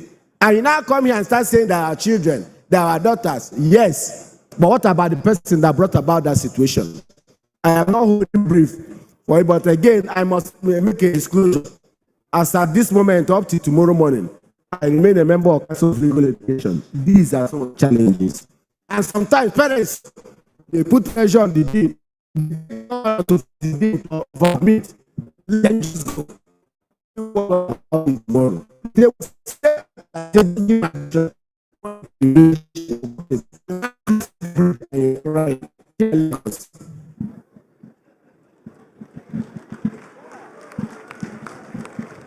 Mr. President, my name is Uchenna Ogunedo Akingbade, Chair MBA Lagos Branch. I crave your indulgence to ask this question, though it does not constitute part of the DG's report.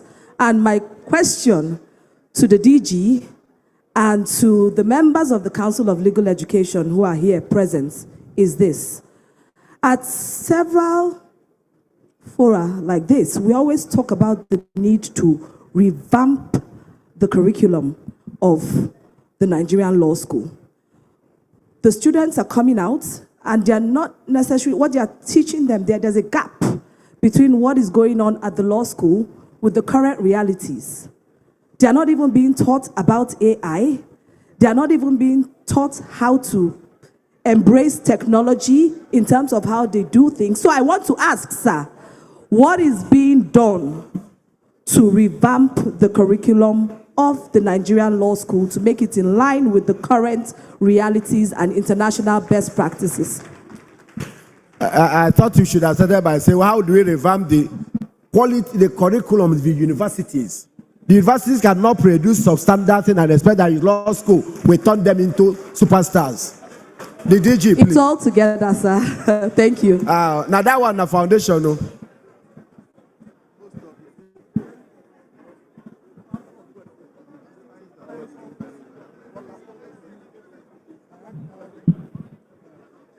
Thank you.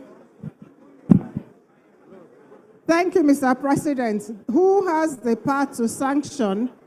I will say the Council of Legal Education has the power to sanction, and we are sanctioning. But the truth of the matter is, if we address the issue of quota in Nigeria, it is doubtful if the universities that will not be sanctioned, I don't think will be up to 30, because a lot of universities have this issue of backlog. So the council has the responsibility, and we are enforcing or carrying out our responsibility. The president has responded regarding those who cannot come to law school. And I think that because we are lawyers, when you want to buy land, there is the principle of law that we call caveat emptor. And I think as responsible parents, we need to make our findings to investigate to be sure that the university you want to send your students, your child to, is accredited by the Nigerian law school. Now, somebody has raised the issue of backlog. I want to say that since backlog, many members of staff of Nigerian law school have not gone on leave, which is against ILO convention and everything. There was a time we had backlog to accommodate open university and the like, and we run our calendar back to back. Now, so it may be, if we know the number of students outside, because universities also are not forthright with the number of students that they have graduated. So if we know the number, then we can know how to plan for the backlog. The issue of revamping our curriculum, it is a continuous thing. The truth of the matter is, I'm not too sure if anybody with due respect, very few have actually formally gone to school for AI. And law school is really and truly 6 months. So like Mr. President has helped me in answering, we have to go back to the university, and 6 months, when they come to your law offices with due respect, help us to also teach them, because it is a joint responsibility. But we revamp and we check our curriculum from time to time. A problem I believe we also have is that whatever it is we teach at the Nigerian law school is not reinforced with due respect by our colleagues. So a number of times they tell our students, whatever you were taught at the law school, keep aside, including dressing, for example, including, so many little things, what we call soft skills. So if whatever it is we are teaching at the law school, you help to reinforce, and knowledge is actually continuous, I believe that together we would be able to produce or improve the practice of law. I think I've answered all the questions. Thank you.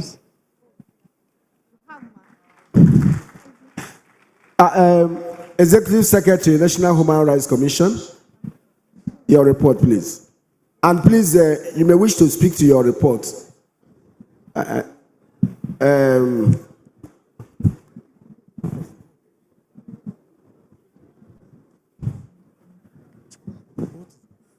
Professor Ojukwu, Senior Advocate of Nigeria. Anthony Ojukwu. You're welcome, sir.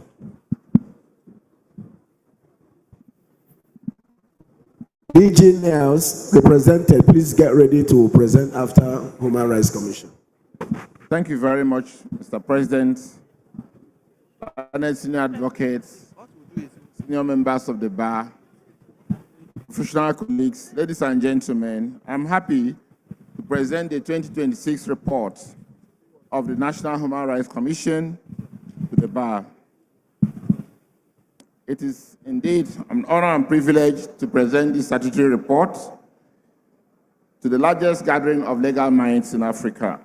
This year's conference, Beyond the Limits, resonates profoundly with the journey of National Human Rights Commission over the past years. For 31 years, the Commission has strived to push beyond the boundaries of conventional justice delivery, beyond limitations of resource constraints, and beyond the systemic barriers that deny millions of Nigerians their fundamental rights. The report covers the period from July to December 2025, and from January to July 2026, a transformative era in the life of our nation and our institution. It chronicles our achievements, our challenges, and our unwavering commitment to the protection and promotion of human rights across the Federation. The period under review has also been defined by unprecedented institutional growth, strategic innovation, and ever-deepening commitment to the Nigerian people. The Commission recorded a significant surge in public trust, with complaint volumes reaching historic levels, a testament to both heightened public awareness and renewed confidence in our protective mandate. The key milestones we achieved this period include the climate justice leadership, the inauguration of the National Working Committee on Climate-Driven Human Rights Violations, marking the Commission's recognition that climate change is no longer merely an environmental issue, but a fundamental human rights crisis. We have also reviewed the strategic plan of the Commission and the comprehensive review of the NHRC 2024-2027 strategic work plan, identifying implementation gaps and strengthening our roadmap for institutional excellence. We have also made legislative advancement. The adoption of the report of the bill to repeal the NHRC Act 2024 and enact the National Human Rights Commission Act 2026, which is a landmark achievement. The bill has been passed into law in the House of Representatives, and we are waiting for concurrence in the Senate before it goes for presidential assent. There has been the issue of civic space protection. We have issued an advisory on protecting the civic space and human rights, reaffirming the Commission's commitment to safeguarding fundamental rights in the era of shrinking civic space. The complex management excellence, the receipt of thousands of complaints through our nationwide network of 38 offices and our toll-free number 7462, which demonstrates the Commission's accessibility and responsiveness to Nigerian people. In the area of business and human rights, the Commission has developed a national action plan on business and human rights, and the Commission is working with the NBA in compliance to ensure compliance of businesses with human rights in the country. Now, in July 2026, the Commission launched a comprehensive review of our strategic plan. The review processes identified critical implementation gaps and established a reset strategy to ensure that the Commission delivers on its core mandate of protecting vulnerable populations and promoting human rights education and awareness, areas in which the Commission recorded the strongest performance. The strategic plan runs from 2024 to 2027 and serves as the Commission's roadmap for building stronger institution capable of service delivery and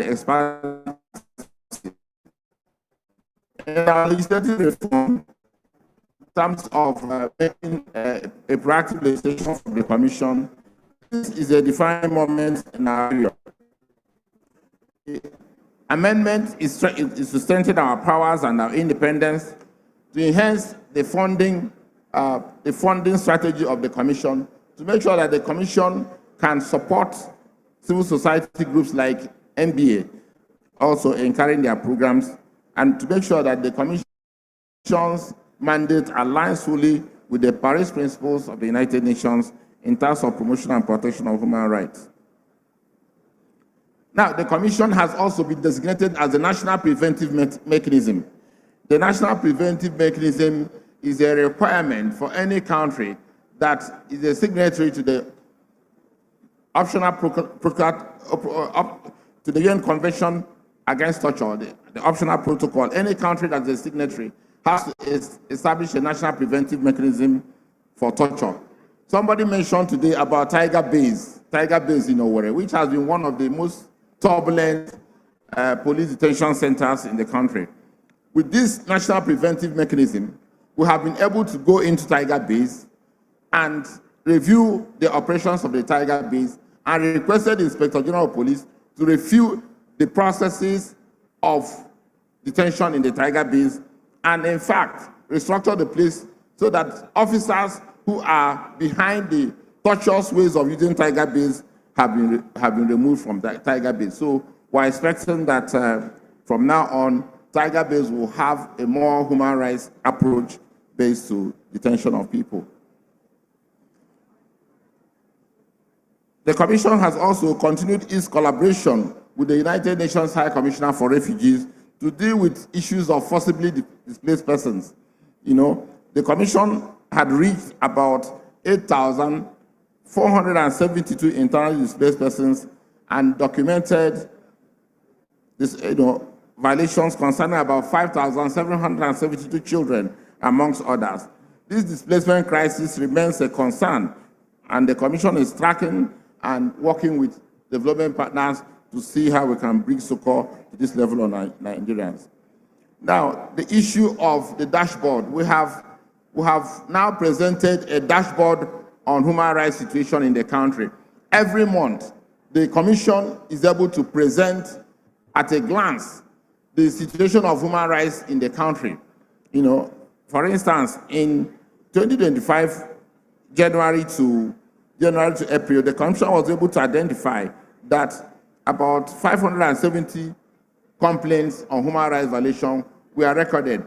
What we have done is we have established offices in the 36 states of the country, and we also established observatory in all these 36 states.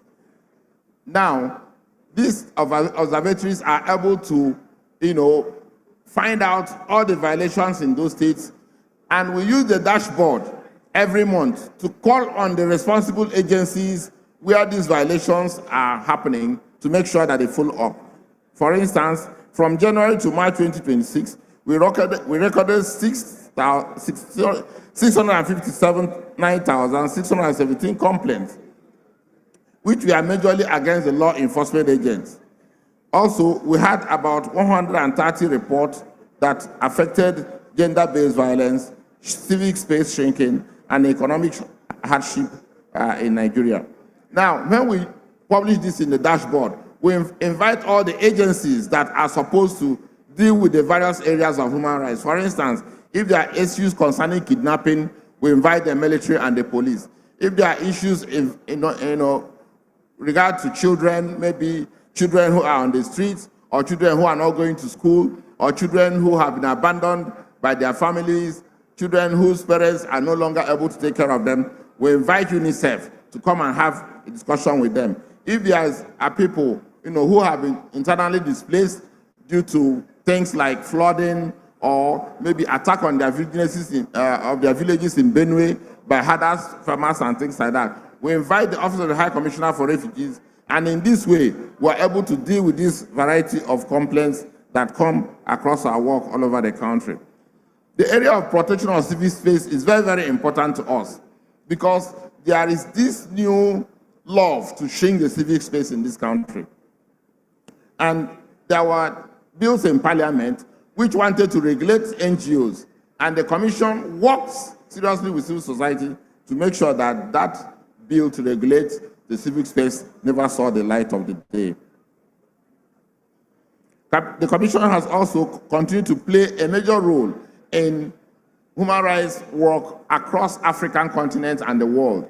It is worthy to note that the Commission is now the president of the Network of National Human Rights Institutions in West Africa. The Commission is a member of the steering committee of the Network of African National Human Rights Institutions, and the Commission is also a member of the Global Alliance, which is the World Alliance of National Human Rights Institutions based in Geneva. And the Commission has also been elected as the deputy chair of the African Network on Preventive Mechanism. And these are giant strides that the Commission is the leading human rights institution for promotion and protection of human rights in Africa. Now, the Commission is inviting the MBA and other partners to come and continue to join hands with us. Of course, you know that MBA has 2 members in the board of the National Human Rights Commission. I was attacking the second vice president that he did not report that most of the collaboration and successes he recorded, he did it in collaboration with the National Human Rights Commission. But I know that some other of the colleagues mentioned that they also work with the National Human Rights Commission. Now, the theme of this year's conference, Beyond the Limits, captures the spirit that has driven the Commission for over these 3 decades. We have gone beyond the outdated systems, beyond complacency, beyond division, fear, and societal expectations. We have risen to the task of nation building, not by complaining, but by acting and asserting our independence. Finally, we pledge to remain the conscience of the nation, and we thank MBA for the wonderful support they have given the Commission within the past year. Thank you very much. Who moves to adopt the report? Amina called you. Did I see your hand up? Okay, I didn't. Yes, Clarice Nwachukwu. And Betty, you will second it. Thank you, Mr. President. I, Nkechi Clarice Nwachukwu, Gwagwalada Branch, Abuja, hereby move the motion for the adoption of the report just read. Thank you.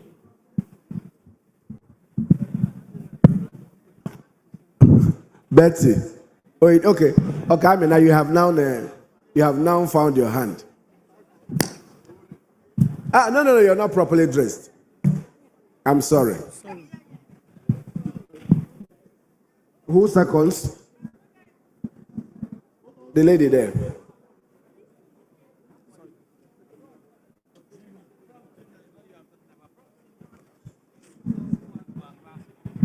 I, Omoyeme Lucia Odige Emmanuel. So they need to capture them. Say that again. Omoyeme Lucia Odige Emmanuel, Benin Branch. I second the motion. Thank you. It passed me. All right. Lucia Odige Emmanuel. Yes, comment.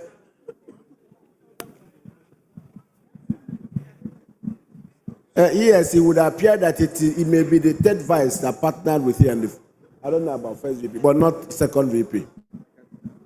You may sit, or they can keep a chair for you there. Can I get a seat for him up here, please? Please, give him a chair. We can't keep you standing. Yes, please. Thank you, Mr. President. Be pointed. We have 3 more statutory reports. Yes, I want to repeat my name. My name is Mojiraya Ogulano. I am from the Unity Bar, the largest bar in... No. It's Lagos, so. It's Lagos, so. Okay, the bar with the greatest number of senior advocates of Nigeria. I don't know. It's agreeable still. Just avoid that terrain and go and comment on this paper. Thank you, sir. Okay, so I want to commend the Executive Secretary of the National Human Rights Commission for the laudable work he has been doing for the past years. And I think I'm able to stand here because I have partnered with the National Human Rights Commission based on my specialization, which is digital rights. Now, thank you for that information. Comment, question. That's my comment. My comment is that Thank you. I love the fact that they are building bridges and ensuring that they are not leaving any aspect of the law behind. So I want to also encourage members to actually partner with the National Marital Commission for the wonderful work they've been doing. Thank you very much. I don't see socks for your leg. Oh. I don't see socks. Give her Popo Martins. I didn't see you. I noticed that you're not wearing socks. Give him.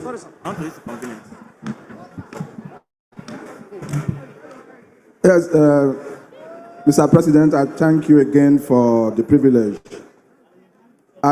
My first question is arising from the report just given about Tiger Bees. I recall that in the NSAS panel, I represented the NBA in that panel, and we have a report. And in that report, about 70 police officers were indicted for murder, kidnapping, and so many other serious crimes. And we recommended that they should be persecuted. We also recommended that a commissioner of police, who is also a lawyer, be sent to the LPDC. I have not heard of any action taken on those reports. I want to ask, Mr. Executive Secretary, I know the limitations, but I want to ask, why has nothing been done about those officers who were indicted for murder, torture, even rape? Then the second question is coming from Mr. Akoli. Mr. President, please. You know that their body can only make recommendations to government by law. Well, that may be so, but I recall that the recommendation with respect to send that commissioner of police to the LPDC was directed to the National Human Rights Commission. The second question is from Kule Edu, Mr. President. Why has the National Human Rights Commission not made any statement with respect to this, the comments of Senator Fadausi and the chairman of Kuje Council in the FCT, where they threatened to kill and chase away members of the opposition parties from their terrain? Thank you. I thank you for that question from Kunledo. I was worried, indeed scandalized, when I read that the area council chairman could, in this age and time, said that persons who do not belong to his political party should lead. That could be an incitement to violence, and that he should be uttered and is not being investigated or even taken into custody is worrisome. And I hope that we should appropriately condemn that statement as being reckless, inciting, and dangerous coming from a person who holds that his office. That he must know that while his party may have been voted into office, that is him, that there are people there who hold different views, and he has a statutory duty to ensure that Kuje Area Council is a livable place for members of his own parties, members of the other political parties, and those who don't have any political views. That he should make such a reckless statement is highly condemnable. And we shouldn't always wait for them to speak. All of us should also speak out against it. And that's what I'm taking an opportunity to do. Thank you. Yes? Well, Professor Agombo, the first... you assure me you will not speak for more than 1 hour, 1 minute, 30 seconds. If you do, I'll ask them to take the microphone from you. Thank you very much, Mr. President. I thought I'll deal with this one first because this is hot. Sir? This one is hot. It's very hot. So the first question was about the report from SARS about some police officers that were supposed to be disciplined. When the present IG was appointed, I led a delegation to him, and I brought up that same issue. Now, it happened that some of the officers, like the CP in Jos then, had now become, one of the officers around the table, and the other officer from Port Harcourt had also become one of the officers on the table. And he promised, the impression they created to him was that officers were attacked during SARS process, and we didn't protect them. But officers that now did did wrong, we are now asking them to be prosecuted. So I made him to understand that that was not the real situation of things. And he promised to look into it. And the information I got recently is that those officers have now been disciplined and they are no longer working with the Inspector General of Police. So be rest assured that something has been done. On the issue of Father Hunsi, I'm surprised you didn't. I did a press statement on that myself, based on which, not only Father Hunsi, even Jinger, we did a press statement on that, based on which Father Hunsi was invited by the police. In the case of the Kuje, in fact, last night I drafted a statement to be made, and my press officer has sent it to me now. It's trending now. The statement which the commission made on the Kuje Area Council. So we are not sleeping on our duties. Thank you.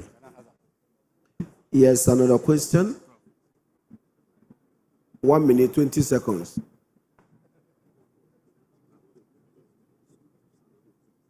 Use the mic here, people at the back. Okay, thank you very much, the ES, for that beautiful presentation. I just have 2 questions I want to ask, and thank you for the role you are playing on the network of national preventive mechanisms across the continent.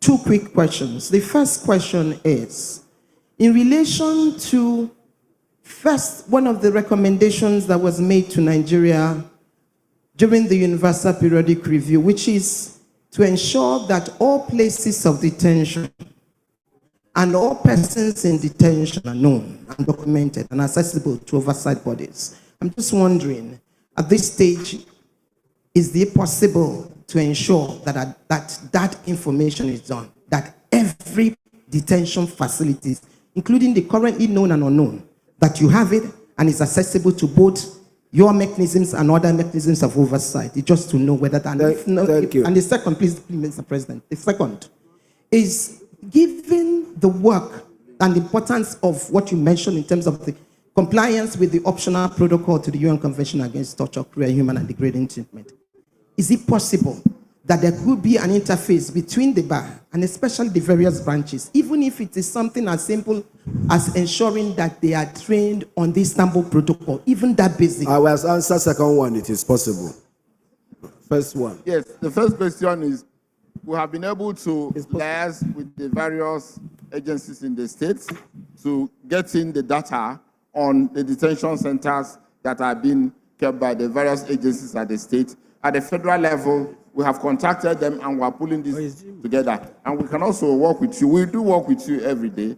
And I believe if we work together, we'll also achieve better results. Actually, Prawa have been very, very helpful in the work of the commission, in the area of detention centers, in the area of prisoners, and also on the training of our staff on how to work in the area of the national preventive mechanism. And we really appreciate that. And then the second, what was the second question, actually? The training for lawyers to work with the commission on the optional protocol. Yes, that is something which we are doing, and in that area, Prawa has a lot of strength. We can collaborate with the Human Rights Committee of MBA, and we can make that a major project for us next year. The only challenge we have are funding. I have sought for an amendment of the NHRC Act. What we want to do is this. Under the Education Tax Act now, the 2026 Education Tax Act, there is the development fund there. And that development fund is being given to certain agencies of government, like UBEC, like TED Fund, and so on and so forth. So we are trying to amend the law to make sure that the commission can also derive from that fund to fund what we call Human Rights Fund. And when we get this Human Rights Fund, it makes it possible that MBA, civil society organizations, can partner with the commission, and there will be ready pool of resources to deal with it. There's a crash the world over now on funding since Trump came into power. So we want to stop depending on this foreign funding because, when foreigners are funding you, they tend to dictate what they want you to do or not. But when we have this indigenous way of funding, then we can really be in control of ourselves on what we want to do on our national priorities. We have the National Action Plan for Promotion and Protection of Human Rights in the country. We can now use that, as the indices for looking for areas of need where there are gaps and so on and so forth and fund them. Thank you. Thank you very much. Before I take the last comment on this, I recognize Mrs. Efwa Gatti. I hope I got that right. The National President of the Nigerian Bar Association. She has been here with us. And she's also here to witness the inauguration of the first elected female president of the NBA. You're welcome. Thank you so much. And then also with her is Mrs. Sheila Minka Premo. That's the national president of Women's Forum of the Ghana Bar Association. You're equally welcome. Professor Joe Abubu said, I merely called you Olorogu without completing your name. You have to forgive me for that. And then I saw Yemi Akongwe and Ahmed sitting side by side. And I remember that saying about the lion and the lamb lying side by side. And now election is over. Yemi Akongwe, you're welcome. So there's no more social media attack. They are lying together in peace. None devouring the other. None provoking the other. I know you didn't want me to say that. But I don't want you to guess who is the lamb and the lion. They are both senior advocates. My eldest brother, Chief Hussein Loko Sigwe, is in the house. SN, thank you so very much. I'll take one more comment and then we go to Niles. Oga, you're not properly dressed. I can't see socks. Don't draw attention to yourself. Yes? Yes, madam. No, the fair lady behind you. Okay, you that you have stood. Give the madam standing since she's more eager to talk.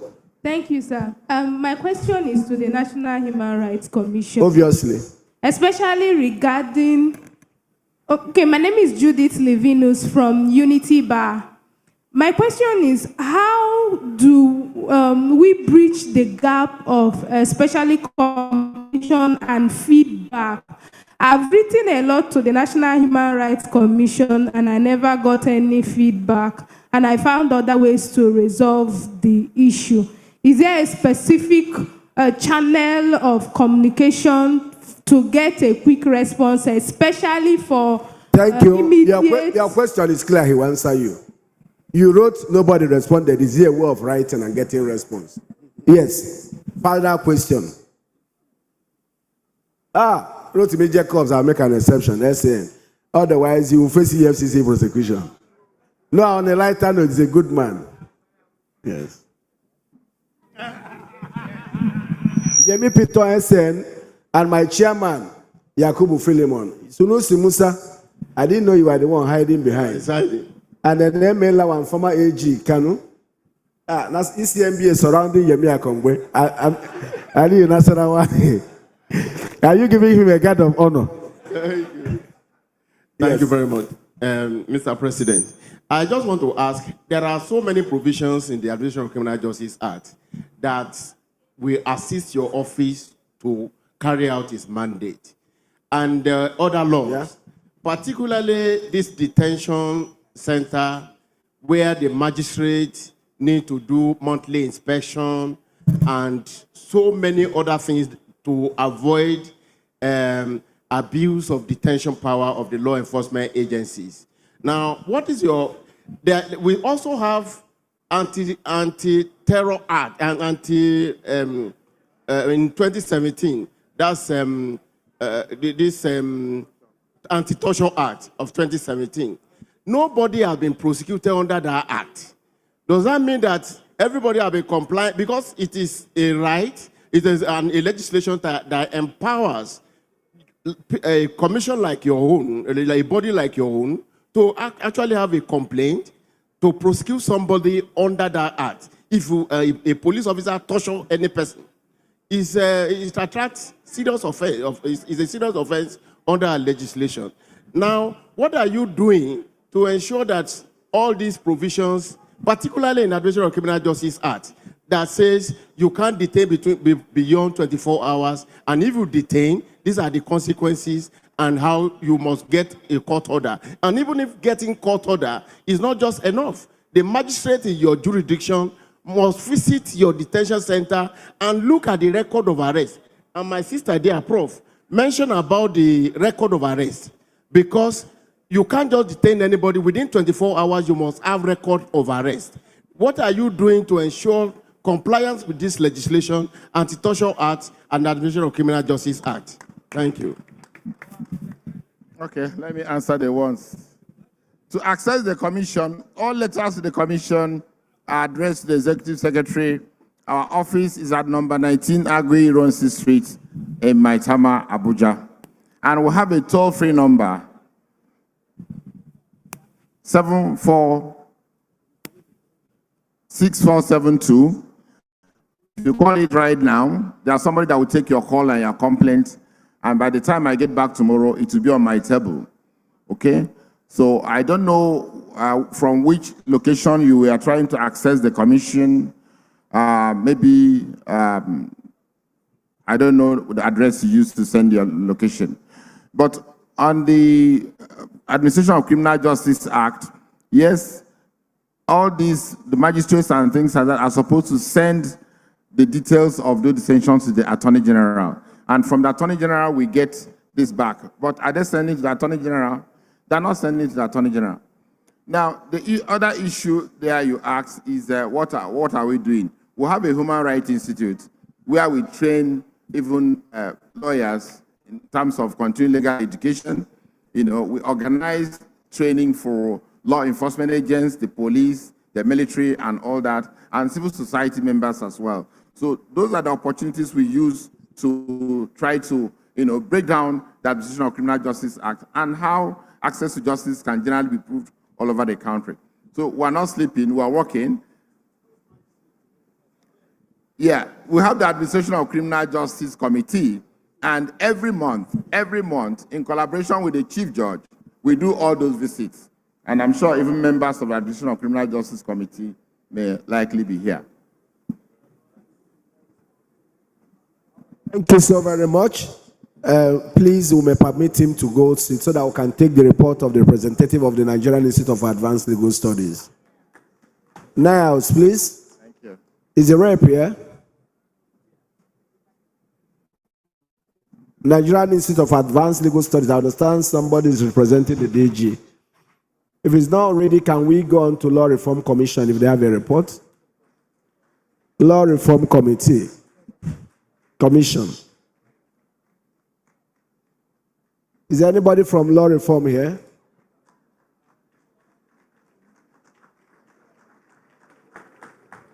Prof, you summarize your report, you speak to it.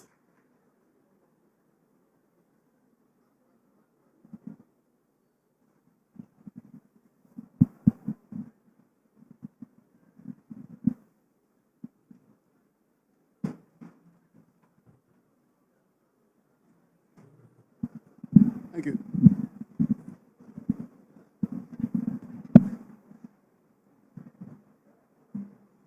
Mr. President, permit me to adopt all previously accepted protocols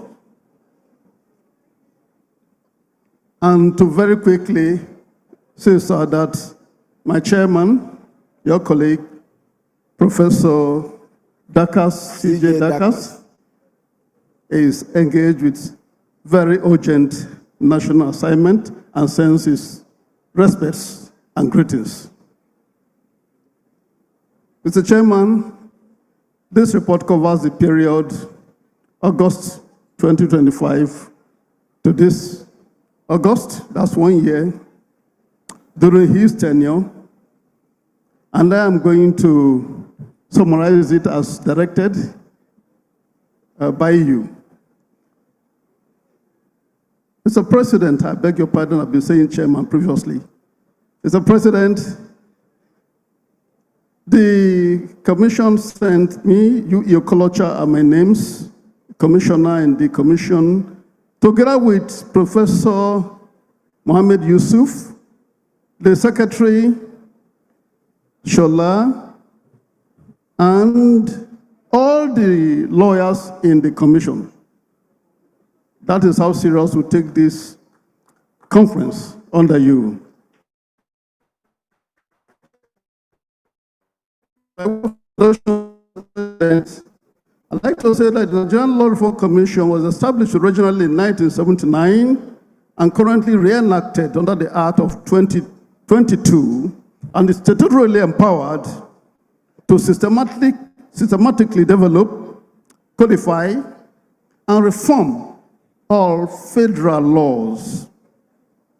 Its commanded under Section 5(1) involves eliminating legal anomalies, repealing obsolete enactments, simplifying procedural laws, and keeping all federal laws under constant review in consonance with contemporary Nigerian norms and international obligations.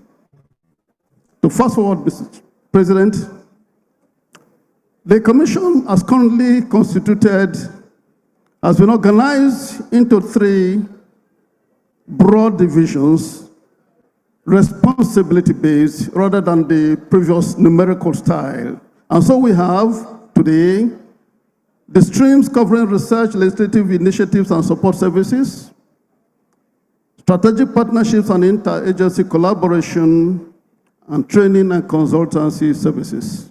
Mr. President, we have between the period 2025 and 26 undertaking a number of reform initiatives, including the digital currencies and financial stability regularization, Process of Crime Recovery and Management Act of 2022, the Acts Authentication Act, Cap A2 LFN 2004, the legislation on penalty units, the Marketing of Breast Milk Act, the Sickle Cell Reform Bill, and many other roundtables covering the Freedom of Information Act, the Import Prohibition Act, the Minimum Wage Tiered Contributions under the National Housing Fund, and the Tech-Driven Security Call-up Protocols, including the current one, the National Youth Service Corps Act. Mr. President, we have also undertaken collaborations with the Ministry of Justice in the revision of the LFN, which is currently going on, started in 2024 and is in concluding stages at the moment.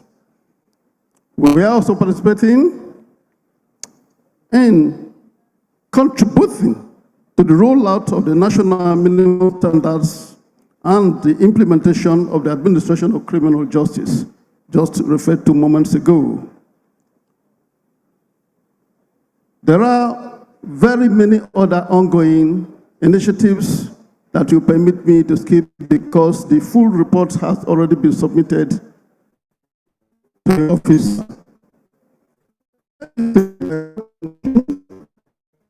And has some challenges in Nigeria.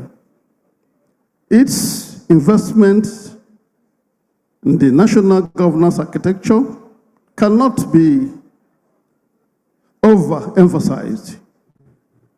Yet, we have challenges in the area of resource allocation, and at this stage, I'd like to, on behalf of my chairman, place our gratitude to the Honorable the Attorney General of the Federation, Prince Latifagbe Miasen, for the critical support given, even though the challenges remain, including area of official accommodation. And in this regard, we want to also place the Commission's gratitude to the Minister of Federal Capital Development, who has graciously provided the Commission with land, with promise to do the building. We are grateful in advance. Mr. President, The law reform serves as a fundamental investment in Nigeria's national governance architecture. Previous recommendations, such as the tax law reforms integrated into the Nigerian Tax Act of 2025, demonstrate the long-term economic and social dividends of the Commission's work. The Commission remains firmly committed to delivering modern, fair, and efficient laws, provided it receives the necessary financial support, backing, and institutional coverages. Mr. President, I join others in congratulating you for finishing strongly. And on a personal note, I look forward to seeing you in class at the University of Abuja. Thank you, sir. Who moves the motion to adopt the report as presented by, yes, please, by Professor Kolocha? Yes, yes, CNN. Mr. President, my name is Chief CNN Wabara from Enugu branch, and I was a past chairman of the branch. I moved to for the adoption of the report as read. Yeah, Pat. Sorry. My name is Patience Nkweansai. I second the motion ably moved by the past chairman. Yes, all right.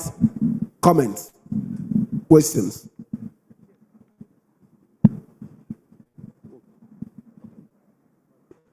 Is there a hand up there? Yes.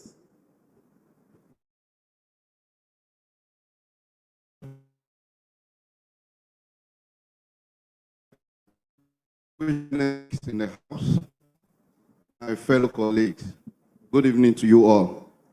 Mr. President, I have a question, and the question is to be directed to you. In fact, I have three. No, you can't. No, the reason. I didn't present a report. No. Mr. President. I rule you out of order. Comment on this report or let go of the microphone. Mr. President, let me speak. I am very sorry. I've been raising my hand online. I am very sorry. At the moment, we've just had a report of the Law Reform Commission. That alone is a matter for discussion. Do you mind commenting on it? So my question is, when we have questions that requires answers, is Mr. President saying to us that we cannot get answers to those questions? I remind you again, I rule you out of order. Please yield the floor. Where? There's time for everything. Yes, who else? Yes. So just for the record, I'm not afraid of answering questions, but there must be order, even in heaven. So this is not the time to ask me questions. That was when my report was presented. You could have even asked me the color of tie or what I ate for breakfast. Yes, thank you, Mr. President. Yes, please. My name is Inyobong Uko of Uyo Bar.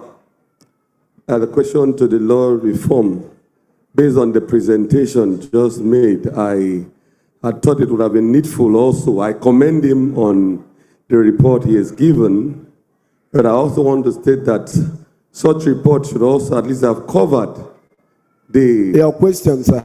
Yes. Or comments. Yeah, it should have covered legislations that are due for reform. Your question is, why did your report not cover legislation due for reform? Exactly, sir. That is your question. Thank you, sir. Thank you. Next person, if any. All right. Dr. Kolocha or Prof. They asked, why did your report not touch on legislations that are due for reform or which you have suggested should be reformed? Why are they not included in your report? That's the question. Give him this microphone, please. Madam? Yes, please. Oh, I thought I just answered this one and then you take another. Well, as a matter of fact, our report covers legislations that are even pending, bills are pending in the legislature. The one that was discussed in this session, I think it was in this hall, about social security. Yesterday, we already dealt with it and sent our view back There are many others that we institutionally deal with like that, because the National Assembly, as a matter of routine, sends bills to us. The Attorney General, by way of referral, sends to us, and when we conclude, we send back to them without notifying the public. It is a report of this nature that will capture it. And they're all in our report, full report. If I begin to read them out, we probably will not leave here. I have just given the President a copy. Thank you, sir. Incoming General Secretary, please do well to collate all these reports and ensure that they are publicized, put on the website, and then maybe email to our members to read. Thank you so very much. Legal Aid Council. I trust you. I know you're going to speak to your report, not read it. All right. Thank you.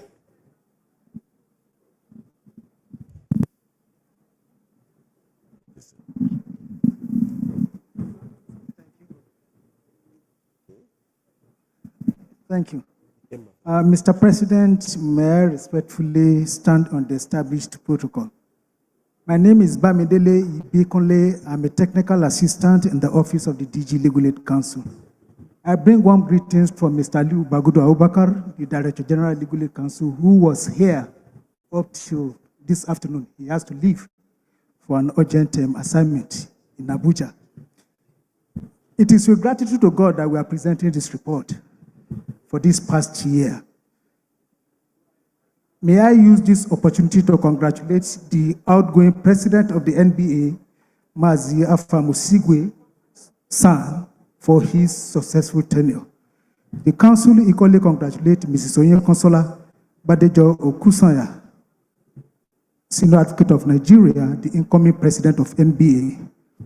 It is my prayer that you will have a successful tenure. I hope the council will have a strengthened relationship with NBA during your tenure. The Legal Aid Council in the past year handled 9,171 cases all over the country. And some of these cases were handled through our new model of handling cases, that is through ADR. Resolution, most especially in civil cases. About 328 cases were resolved through ADR. In the Council's quest to promote human rights and enhance access to justice to all citizens, the Council is deeply involved in the defense of defendants who are tried before the Federal High Court for terrorism cases in Kainji, Niger State, and the Federal High Court, Dawaki Federal High Court in Dawaki, FCT. And between July 2025 to June 2026, the Council defended 1,497 defendants for terrorism cases. The Council, in its effort to enhance access to justice for the poor, has continued to work on the police duty solicitor scheme. At this juncture, we need to commend some branches of the NBA that are really working with us through the office of the Vice President. He reported that they handled so many cases in the police station, and some of the branches were working with us, like Buhari, Karu, Garki, Umahia, and some other branches we couldn't mention. And in the past 1 year, we were able to assist 1,163 suspects that were brought to police formations all over the country. From this year, or from this moment, the Council is partnering with the National Youth Service Corps to ensure that at least we secure the services of about 10 NYC lawyers in every state of the Federation to serve as duty solicitors for us in each state. Now, as part of our responsibility, thank you. As part of our responsibility, as mandated by our Act, we visit correctional centers, custodial centers nationwide, And we conducted 1,370 visits in the course of the last 1 year.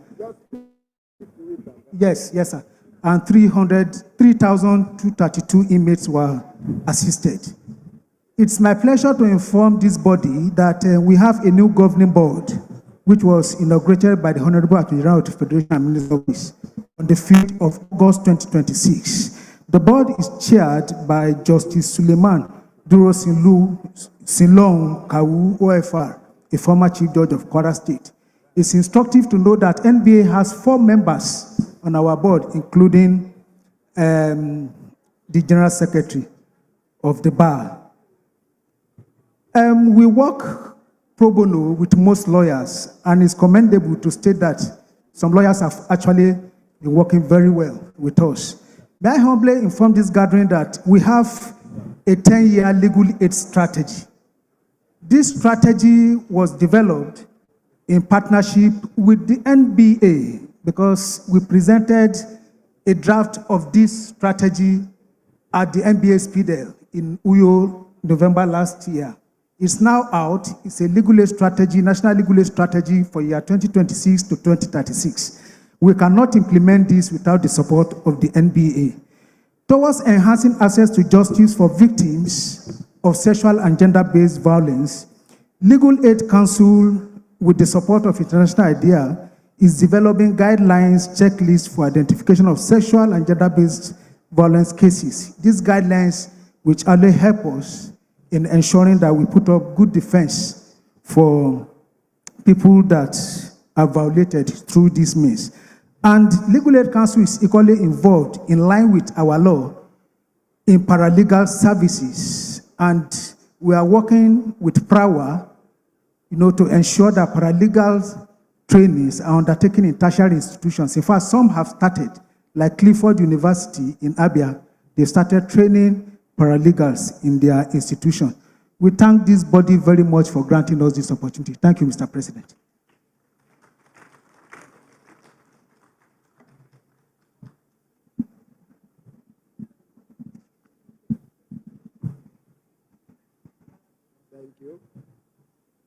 Who moves to adopt this report? You're not properly dressed. I want somebody who hasn't spoken before. Betty. And then is that Samira? The person behind you. Yes. I, Betty Amarachu Meblem of Unity Branch, Abuja, move motion for the adoption of the report that was just. Yes.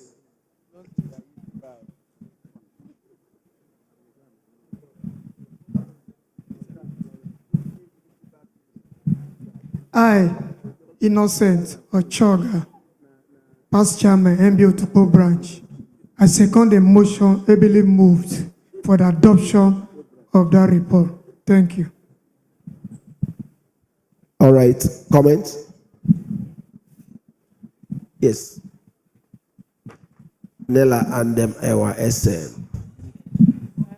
Thank you. I must say I was pleasantly surprised to hear that you're working with lawyers from across the states.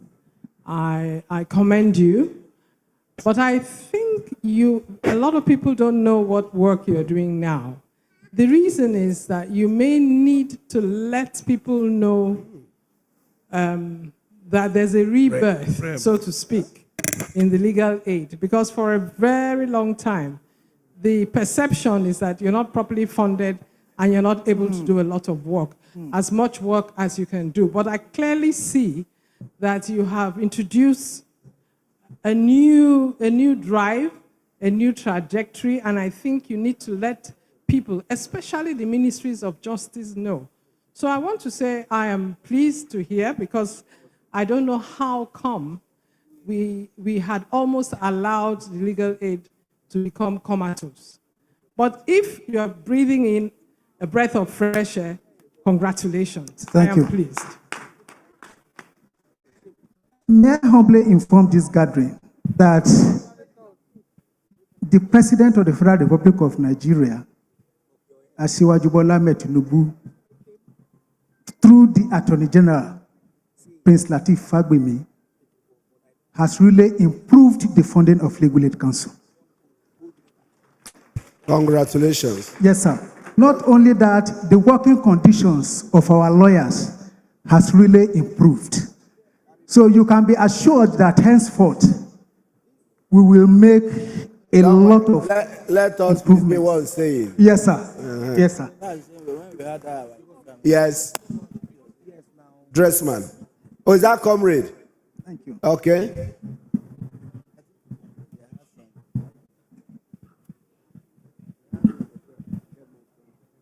Yes, thank you very much. My name is Deji Adeyanju for your presentation. I think my suggestion to the legal aid is that the legal aid should use social media, very veritable platform for promoting the work that you do, because most people nowadays are on social media, they're on their phones. So you can use the instrumentality of social media to call on the vulnerable, the less privileged, and the have-nots in the society who need the services of lawyers or their relatives. For them to reach out to you, you can have an active Instagram, Facebook, and other platforms that you can use, because the continuous reliance on individuals instead of institutions in solving problems is because the institutions are either perceived to be very weak or the people don't trust the institutions. So then people now start referring to individuals to help them. They cry to individuals to help them solve problems. Thank you. Thank you. I agree with him. You need to bring the existence to the attention of people, and also let the world see what you're doing. Publicize your activities so that we should not be in doubt that you're doing a good work. Thank you, Mr. President. All right. 2 more comments. Yes, in 2 from Baokwenesen. I'll get to you. Is that one Dukwe? Okay. I guess you have handed over. Congratulations. Long. Welcome to our club of past chairmen. Mr. President, our past president does not know when I became Tufam. So you better put him through. He said he doesn't know when I became Tufam. You didn't celebrate it loudly. Okay. My apologies, sir. Mr. President, I thank the Legal Aid Council for their reports. And I'm also happy to hear that there is more funding for the Legal Aid Council. But I still find out that your representative in Calabar runs from one court to the other, and with so many case files in her hand. That is Rose Uyo Okoy. So is it not possible for you to also make a request to the appropriate quarter for the recruitment of more lawyers so that they can assist your various branches that are working? Thank you.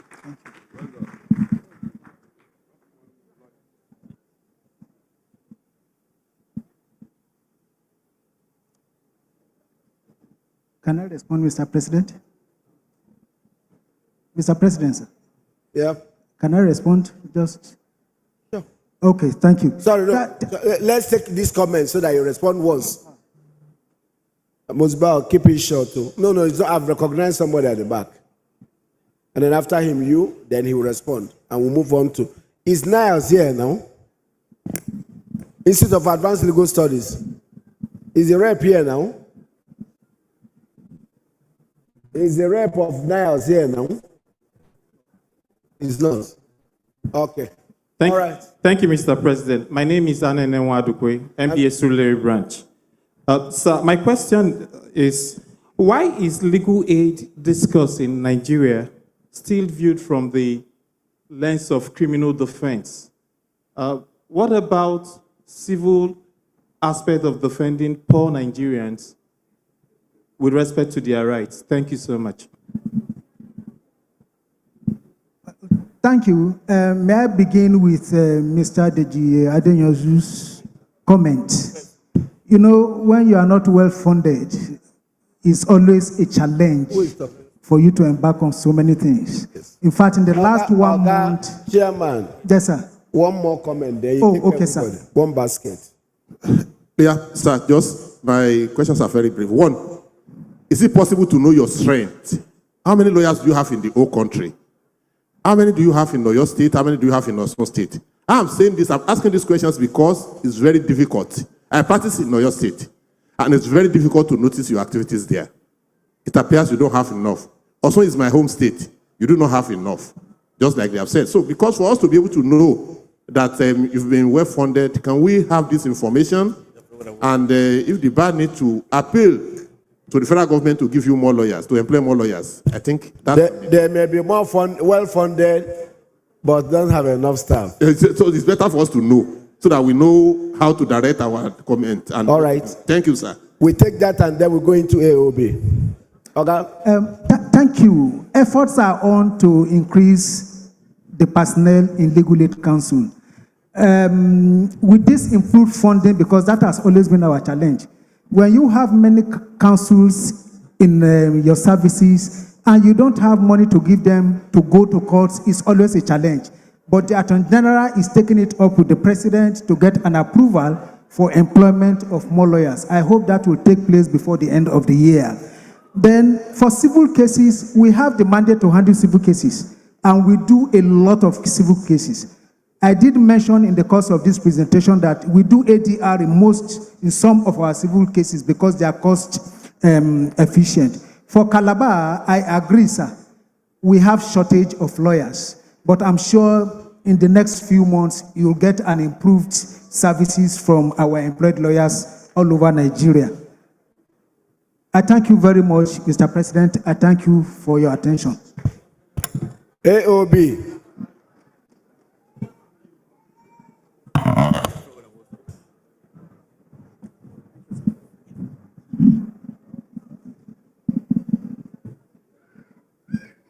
Mr. Three questions.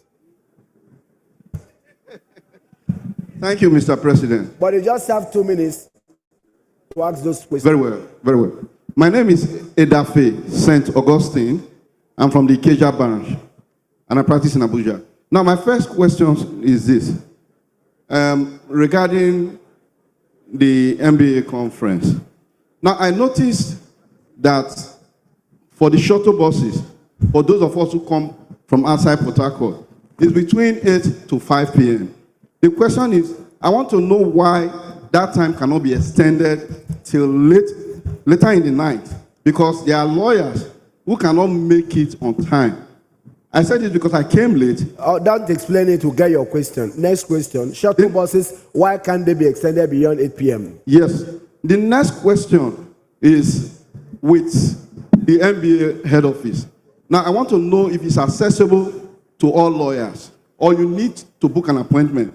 Because I came there for 2 hours. I was denied access to that office. And I wondered why. I wondered why that was the case. You know, then I will ask you. Yes. Go on, third question. Yes, sir.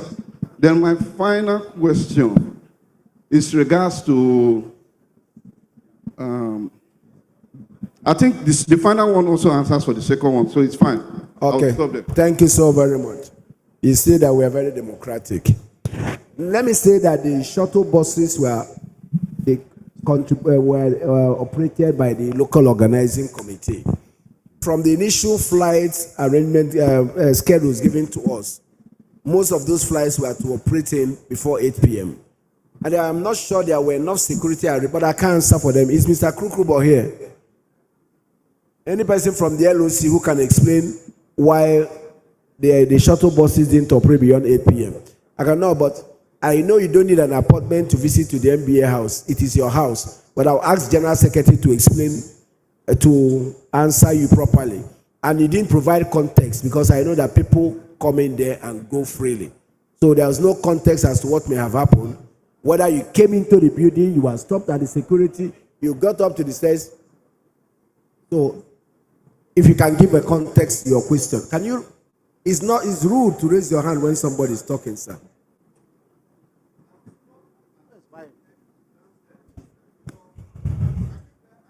No, they'll give you a microphone. Payment for my MBA seal. So I came there to ask questions regarding that. They told me categorically that I cannot go upstairs unless I have an appointment from either Mr. President or the secretary himself. I was there for 2 hours. All right. I don't know who told you that story. It's not true. I can tell you without witnessing the incident that you don't need I don't even get involved.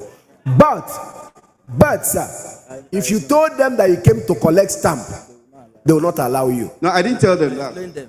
I never told them. Okay, so thank you, Mr. President. Let me tell you first of all that the highest office at the MBA secretariat is the president of the MBA. I'm sure a handful of people have visited the MBA president in his office in the last 2 years. It is one office that I know that people don't even knock to enter. If 100 people are willing to see the president at the same time, he will tell all of them, come into my office and don't knock. All of them will sit around and you'll be talking to them one after the other. That is the highest office. The same thing with my office. But like the president said, if you had told them at this security that you were coming to the secretariat to collect your stamp, you might not be allowed to the 6th floor, which is where that office is situated. The reason being that the people there deal directly with the branches. And because of the kiosk allowing you can imagine all of us here willing to collect our stamp at the same time and coming to that cubicle where they sort that stamp thing, it delays their work so much that what they could have done in one day, if they allow members to be coming into that office, they will not do in 1 month. And that is why we have been able to give you guys your stamp within the turnaround time we promise. If you allow everybody that comes to the secretariat to enter that office, will not get anything done. But I'm talking about seeing the president or the general secretary or any other person, any other national officer at the secretariat for that matter, you don't ever, nobody will ask for any question, and you don't need any appointment to see anybody. As I was denied, as a matter of fact, I said I wanted to see you. You said it. All right. All right. We have answered you. You don't need an appointment. Godswill Onyebule.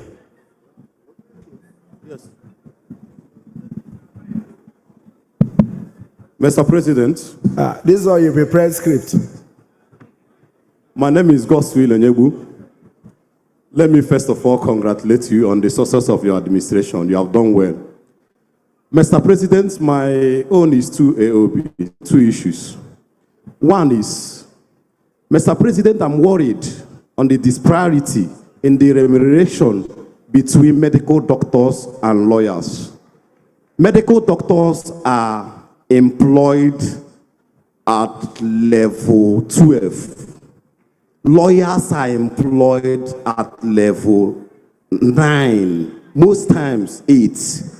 And my worry is that all of us all do 6 years in school. That's one. Mr. President, the second one, which I have is, I appeal, it may not be your administration, to the Commission to put the mechanism 3 weeks who are called to bar on a yearly basis. Mr. President, it can be frustrating that a lawyer is called to bar and you cannot get a befitting law firm you're practicing or where you'll be earning a living, right, as a person in the present Nigeria. It can be frustrating. So I want to appeal to the incoming administration to see what they can do to put a mechanism to curtail that challenge. Thank you. Mrs. Badejo is here. They can hear you. So you don't require an answer. But remember that you're just saying that the NBA should provide employment for every person called to the bar. Think about that. Madam, the ball will be in your call by tomorrow morning. All right, thank you. Yes? The lady? No, you're not well, you're not properly dressed. Yes? Thank you, Mr. President.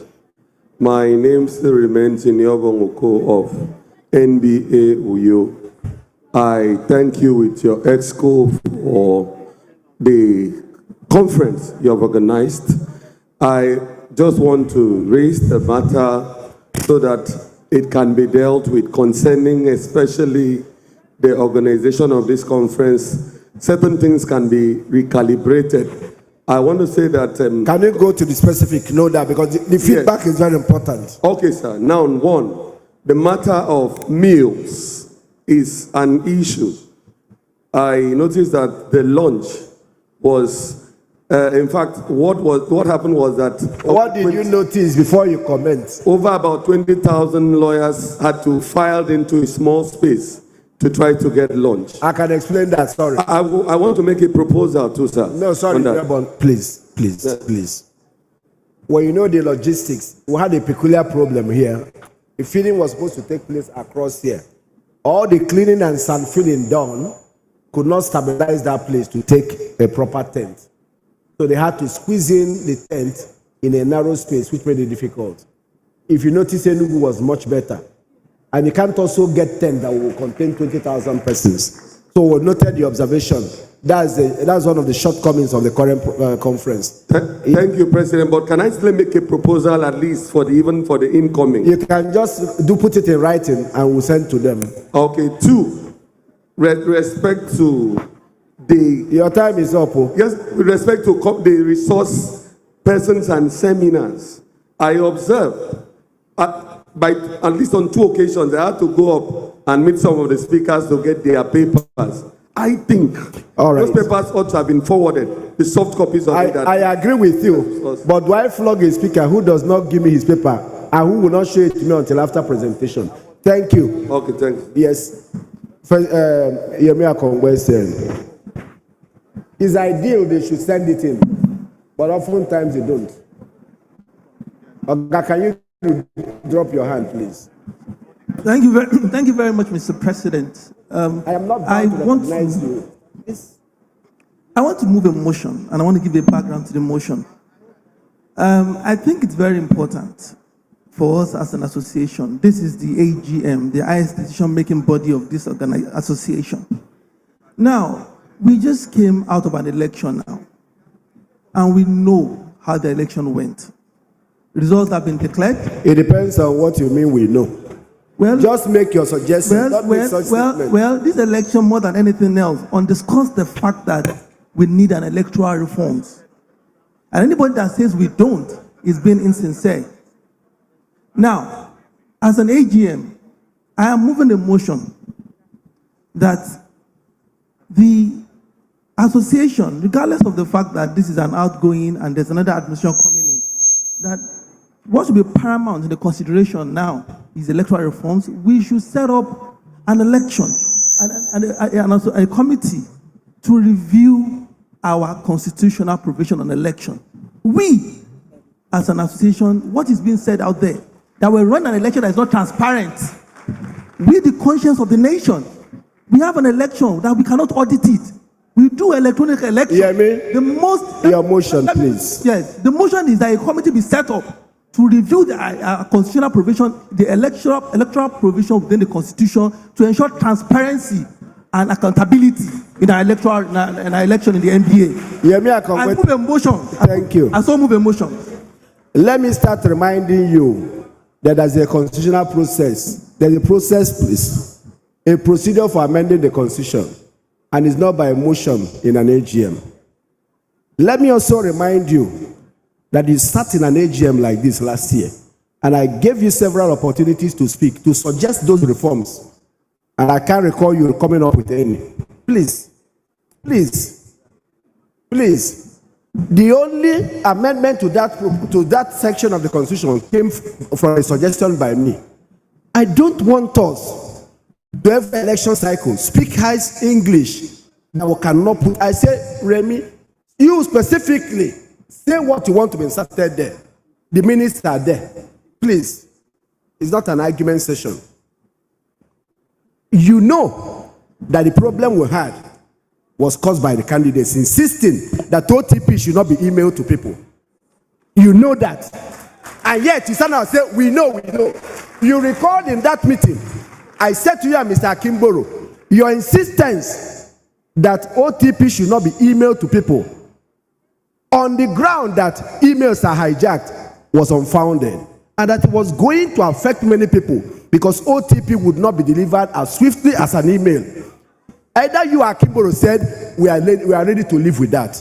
And today you stand here and tell us that we know. Did you tell your supporters that you people took that stand there? And I said, can you explain to your supporters that you have taken this decision, that there will likely be consequences? Did you tell them, I am leaving office, Mrs. Badejo will be the next president? I've read a write-up by her about electoral reform.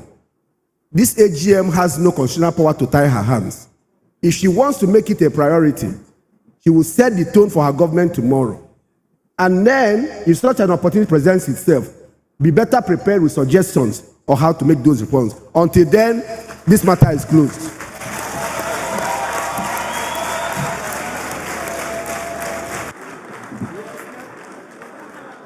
Yes, next comment. I want people who haven't spoken before. Yes. No, CNN has spoken before. You cannot speak by forcing us that you have not spoken. Could you please take your seat? Order in the house. Oga, I will not recognize you. I will not recognize you. Yes.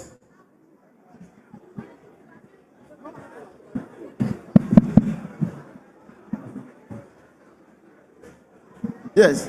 My concern mainly is about the election expenses. No junior lawyer can aspire to become president of MBA who cannot guarantee at least 1 billion naira to spend on that election. I agree with you. So, if the elitist election is as costly as that, then why are we criticizing the politicians who are spending billions to buy votes? Is there anybody that can become president of MBA without buying votes, directly or indirectly? Nobody. So, sir, we need to do something. At the AGM, unfortunately, yes, we said the Abdul Mohammed-led committee on constitutional reform suggested what we do to reduce spending.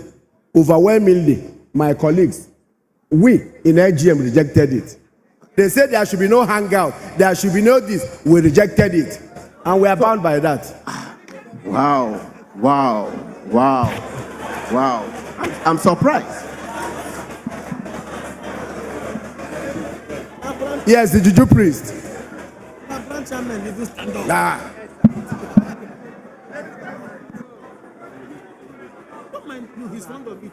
Mr. President, distinguished colleagues, I don't want to join issues with Rotimi Jacobs. I only wanted to, just as an aside, remind him that no junior lawyer can aspire to be president of MBA.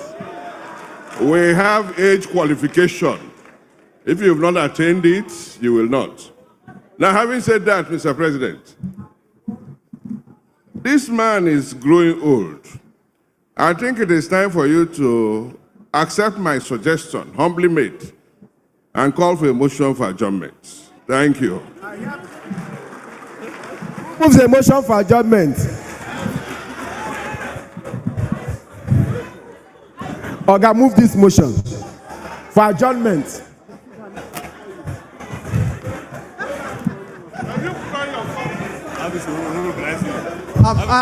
Having won my socks. Yes. My name is His Greatness Agadaigo.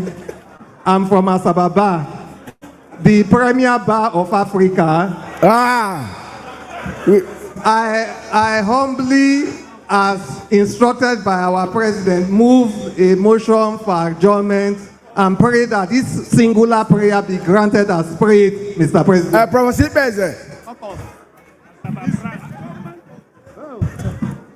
Okay. Thank you, Mr. President and elders. I stand to support the motion for adjournment, but I'll humbly add, having so eloquently deliberated, supported, and consumed what this ESCO has done for the bar, I humbly support the motion for adjournment till next year, the next AGM. This AGM is hereby adjourned to the next AGM 2027. Thank you so very much. Of the bar. Thank you so very much. And congratulations to the ESCO. Chairman Ikeja branch. Chairman Ikeja branch. Or Vice Chairman Ikeja branch. Chairman Yanyakaru branch. Chairman Yanyakaru branch. Or the Vice Chairman. Is there money inside it?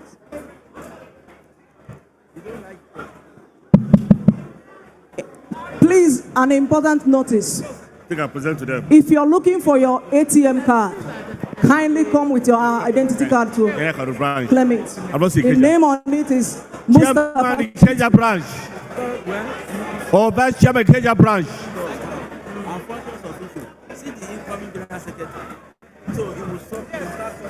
Yes, Madam, will put that one to you. Right on. Chairman Ikeja branch. Or Vice Chairman Ikeja branch.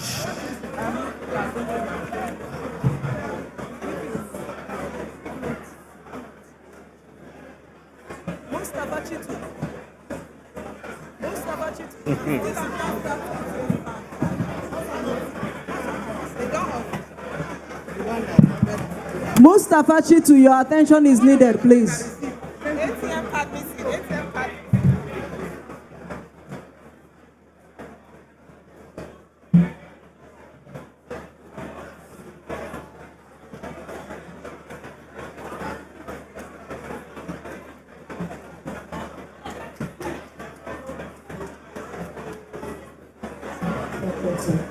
In this video, we will guide you through the simple process of logging into the portal as an individual and accessing your welfare services.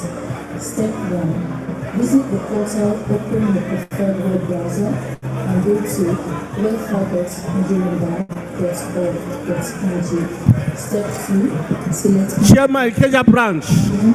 Ikeja branch. I have Ikeja branch. Come up. Where? Any member of Ikeja branch here? Ikeja branch. Ikeja branch. Any member of Ikeja branch here?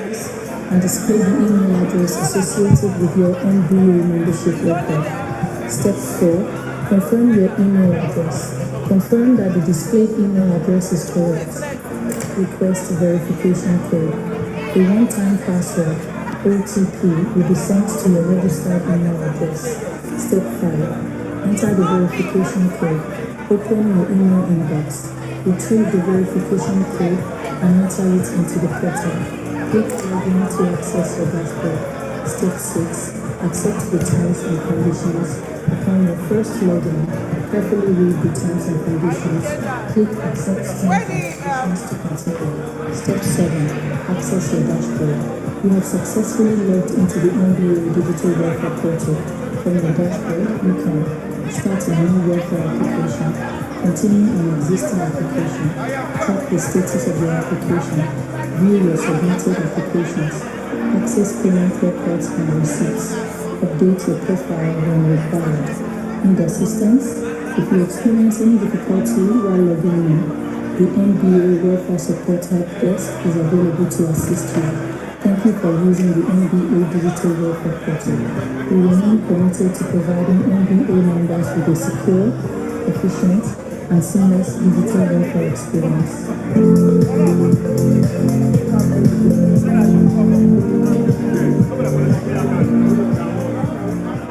Welcome to the MBA Digital Welfare Portal. In this video, we will guide you through the simple process of logging into the portal as an individual and accessing your welfare services.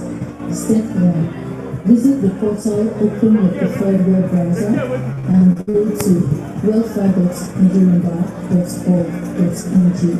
Step 2. Select individual login. On the home page, click login as an individual. Step 3. Verify your identity. Enter your Supreme Court number in the required field and click Send OTP. The portal will automatically retrieve your details, and display the email address associated with your MBA membership record. Step 4. Confirm your email address. Confirm that the displayed email address is correct. Request the verification code. A one-time password, OTP, will be sent to your registered email address. Step 5. Enter the verification code. Open your email inbox. Retrieve the verification code and enter it into the portal. Click login to access your dashboard. Step 6. Accept the terms and conditions. On your first login, carefully read the terms and conditions. Click accept terms and conditions to continue. Step 7. Access your dashboard. You have successfully logged into the MBA Digital Welfare Portal. From your dashboard, you can start a new welfare application, continue an existing application, track the status of your application, view your submitted applications, access payment records and receipts, update your profile when required. Need assistance? If you experience any difficulty while logging in, the MBA Welfare Support Help Desk is available to assist you. Thank you for using the MBA Digital Welfare Portal. We remain committed to providing MBA members with a secure, efficient, and seamless digital welfare experience.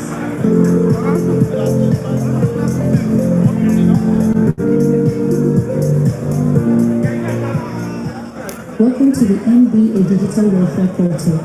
In this video, we will guide you through the simple process of logging into the portal as an individual and accessing your welfare services. Step 1. Visit the portal, open your preferred web browser, and go to welfare.org. Nyanya Karu branch. Nyanya Karu branch. Select individual login. Nyanya Karu branch. Click login as an individual. Step 3. Verify your identity. Enter your Supreme Court number in the required. Nyanya Karu branch. Send OTP. The portal will automatically retrieve your details and display the email address associated with your MBA membership record. Step 4. Confirm your email address. Confirm that the displayed email address is correct. Request verification code. A one-time password, OTP, will be sent to your registered email address. Step 5. Enter the verification code. Open your email inbox. Retrieve the verification code and enter it into the portal. Click login to access your dashboard. Step 6. Accept the terms and conditions. Upon your first login, carefully read the terms and conditions. Click accept terms and conditions to continue. Step 7. Access your dashboard. You have successfully logged into the MBA Digital Welfare Portal. From your dashboard, you can start a new welfare application, continue an existing application, track the status of your application, view your submitted applications, access payment records and receipts, update your profile when required. Need assistance? If you experience any difficulty while logging in, the MBA Welfare Support Help Desk is available to assist you. Thank you for using the MBA Digital Welfare Portal. We remain committed to providing MBA members with a secure, efficient, and seamless digital welfare experience.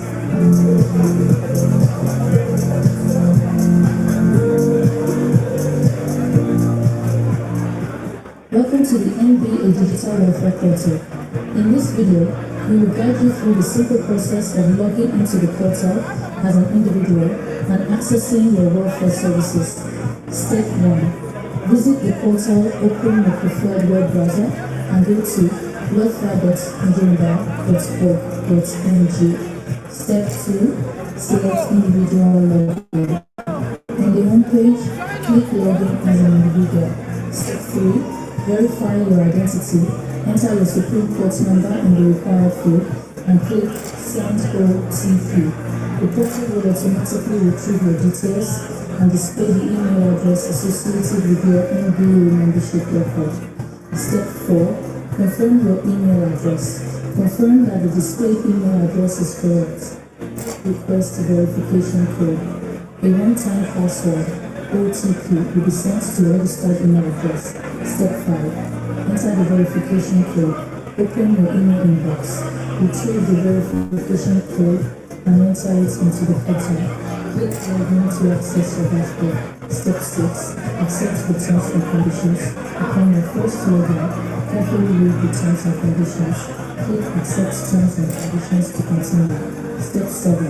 Access your dashboard. You have successfully logged into the NBA Digital Welfare Portal. From your dashboard, you can start a new welfare application, continue an existing application, track the status of your application, view your submitted applications, access payment records and receipts, update your profile when required. Need assistance? If you experience any difficulty while logging in, the NBA Welfare Support Help Desk is available to assist you. Thank you for using the NBA Digital Welfare Portal. We remain committed to providing NBA members with a secure, efficient, and seamless digital welfare experience.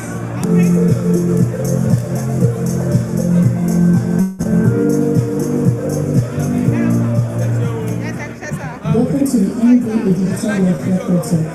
In this video, we will guide you through the simple process of logging into the portal as an individual and accessing your welfare services. Step 1. Visit the portal, open your preferred web browser, and go to welfare.nigerianbar.org.ng. Step 2. Select individual login. On the home page, click login as an individual. Step 3. Verify your identity. Enter your Supreme Court number in the required field and click Send OTP. The portal will automatically retrieve your details and display the email address associated with your NBA membership record. Step 4. Confirm your email address. Confirm that the displayed email address is correct. Request verification code. A one-time password, OTP, will be sent to your registered email address. Step 5. Enter the verification code. Open your email inbox. Retrieve the verification code and enter it into the portal. Click login to access your dashboard. Step 6. Accept the terms and conditions. Upon your first login, carefully read the terms and conditions. Click accept terms and conditions to continue. Step 7. Access your dashboard. You have successfully logged into the NBA Digital Welfare Portal. From your dashboard, you can start a new welfare application, continue an existing application, track the status of your application, view your submitted applications, access payment records and receipts, update your profile when required. Need assistance? If you experience any difficulty while logging in, the NBA Welfare Support Help Desk is available to assist you. Thank you for using the NBA Digital Welfare Portal. We remain committed to providing NBA members with a secure, efficient, and seamless digital welfare experience.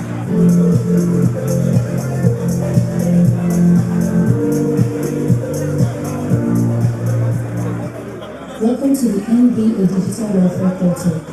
In this video, we will guide you through the simple process of logging into the portal as an individual and accessing your welfare services.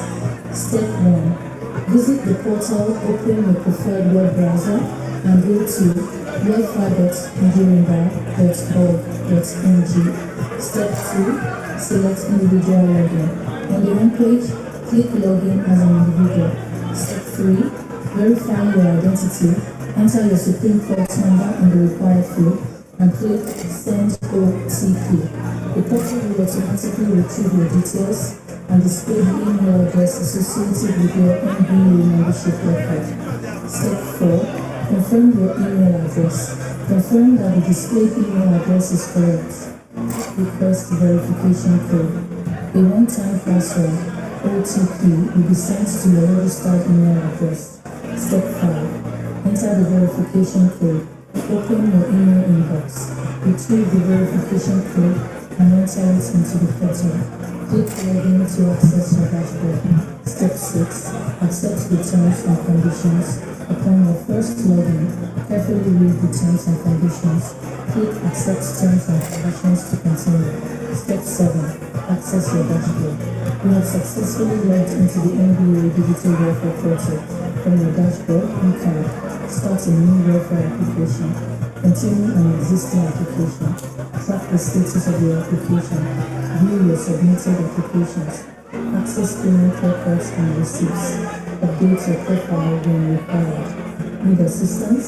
If you experience any difficulty while logging in, the NBA Welfare Support Help Desk is available to assist you. Thank you for using the NBA Digital Welfare Portal. We remain committed to providing NBA members with a secure, efficient, and seamless digital welfare experience.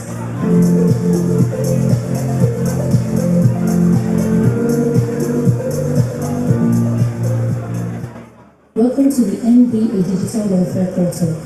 In this video, we will guide you through the simple process of logging into the portal as an individual and accessing your welfare services. Step 1.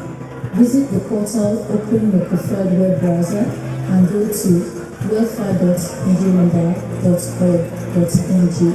Step 2. Select individual login. On the home page, click login as an individual. Step 3. Verify your identity. Enter your Supreme Court number in the required field and click Send OTP. The portal will automatically retrieve your details and display the email address associated with your NBA membership record. Step 4. Confirm your email address. Confirm that the displayed email address is correct. Request verification code.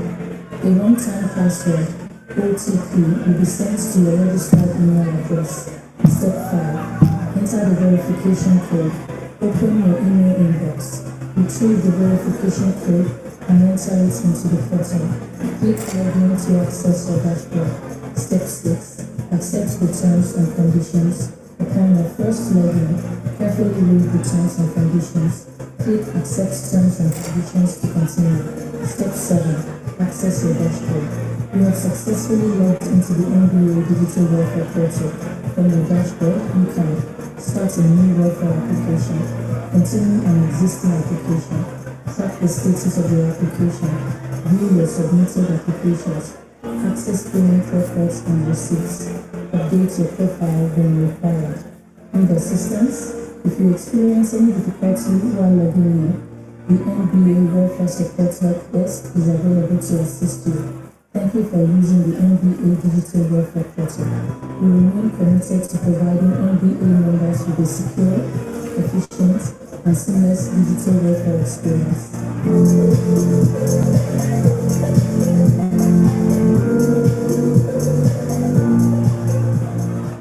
Welcome to the NBA Digital Welfare Portal. In this video, we will guide you through the simple process of logging into the portal as an individual and accessing your welfare services. Step 1. Visit the portal, open your preferred web browser and go to welfare.nigerianbar.org.ng. Step 2. Select individual login. On the home page, click Login as an individual. Step 3. Verify your identity. Enter your Supreme Court number in the required field and click Send OTP. The portal will automatically retrieve your details and display the email address associated with your NBA membership record. Step 4. Confirm your email address. Confirm that the displayed email address is correct. Request verification code. A one-time password, OTP, will be sent to your registered email address. Step 5. Enter the verification code. Open your email inbox. Retrieve the verification code and enter it into the portal. Click Login to access your dashboard. Step 6. Accept the terms and conditions. Upon your first login, carefully read the terms and conditions. Click Accept Terms and Conditions to continue. Step 7. Access your dashboard. You have successfully logged into the NBA Digital Welfare Portal.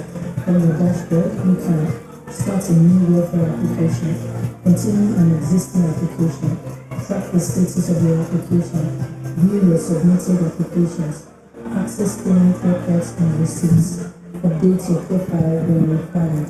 Need assistance? If you experience any difficulty while logging in, the NBA Welfare Support Help Desk is available to assist you. Thank you for using the NBA Digital Welfare Portal. We remain committed to providing NBA members with a secure, efficient, and seamless digital welfare experience.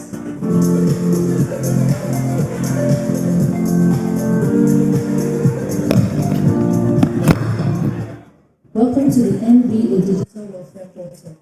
In this video, we will guide you through the simple process of logging into the portal as an individual.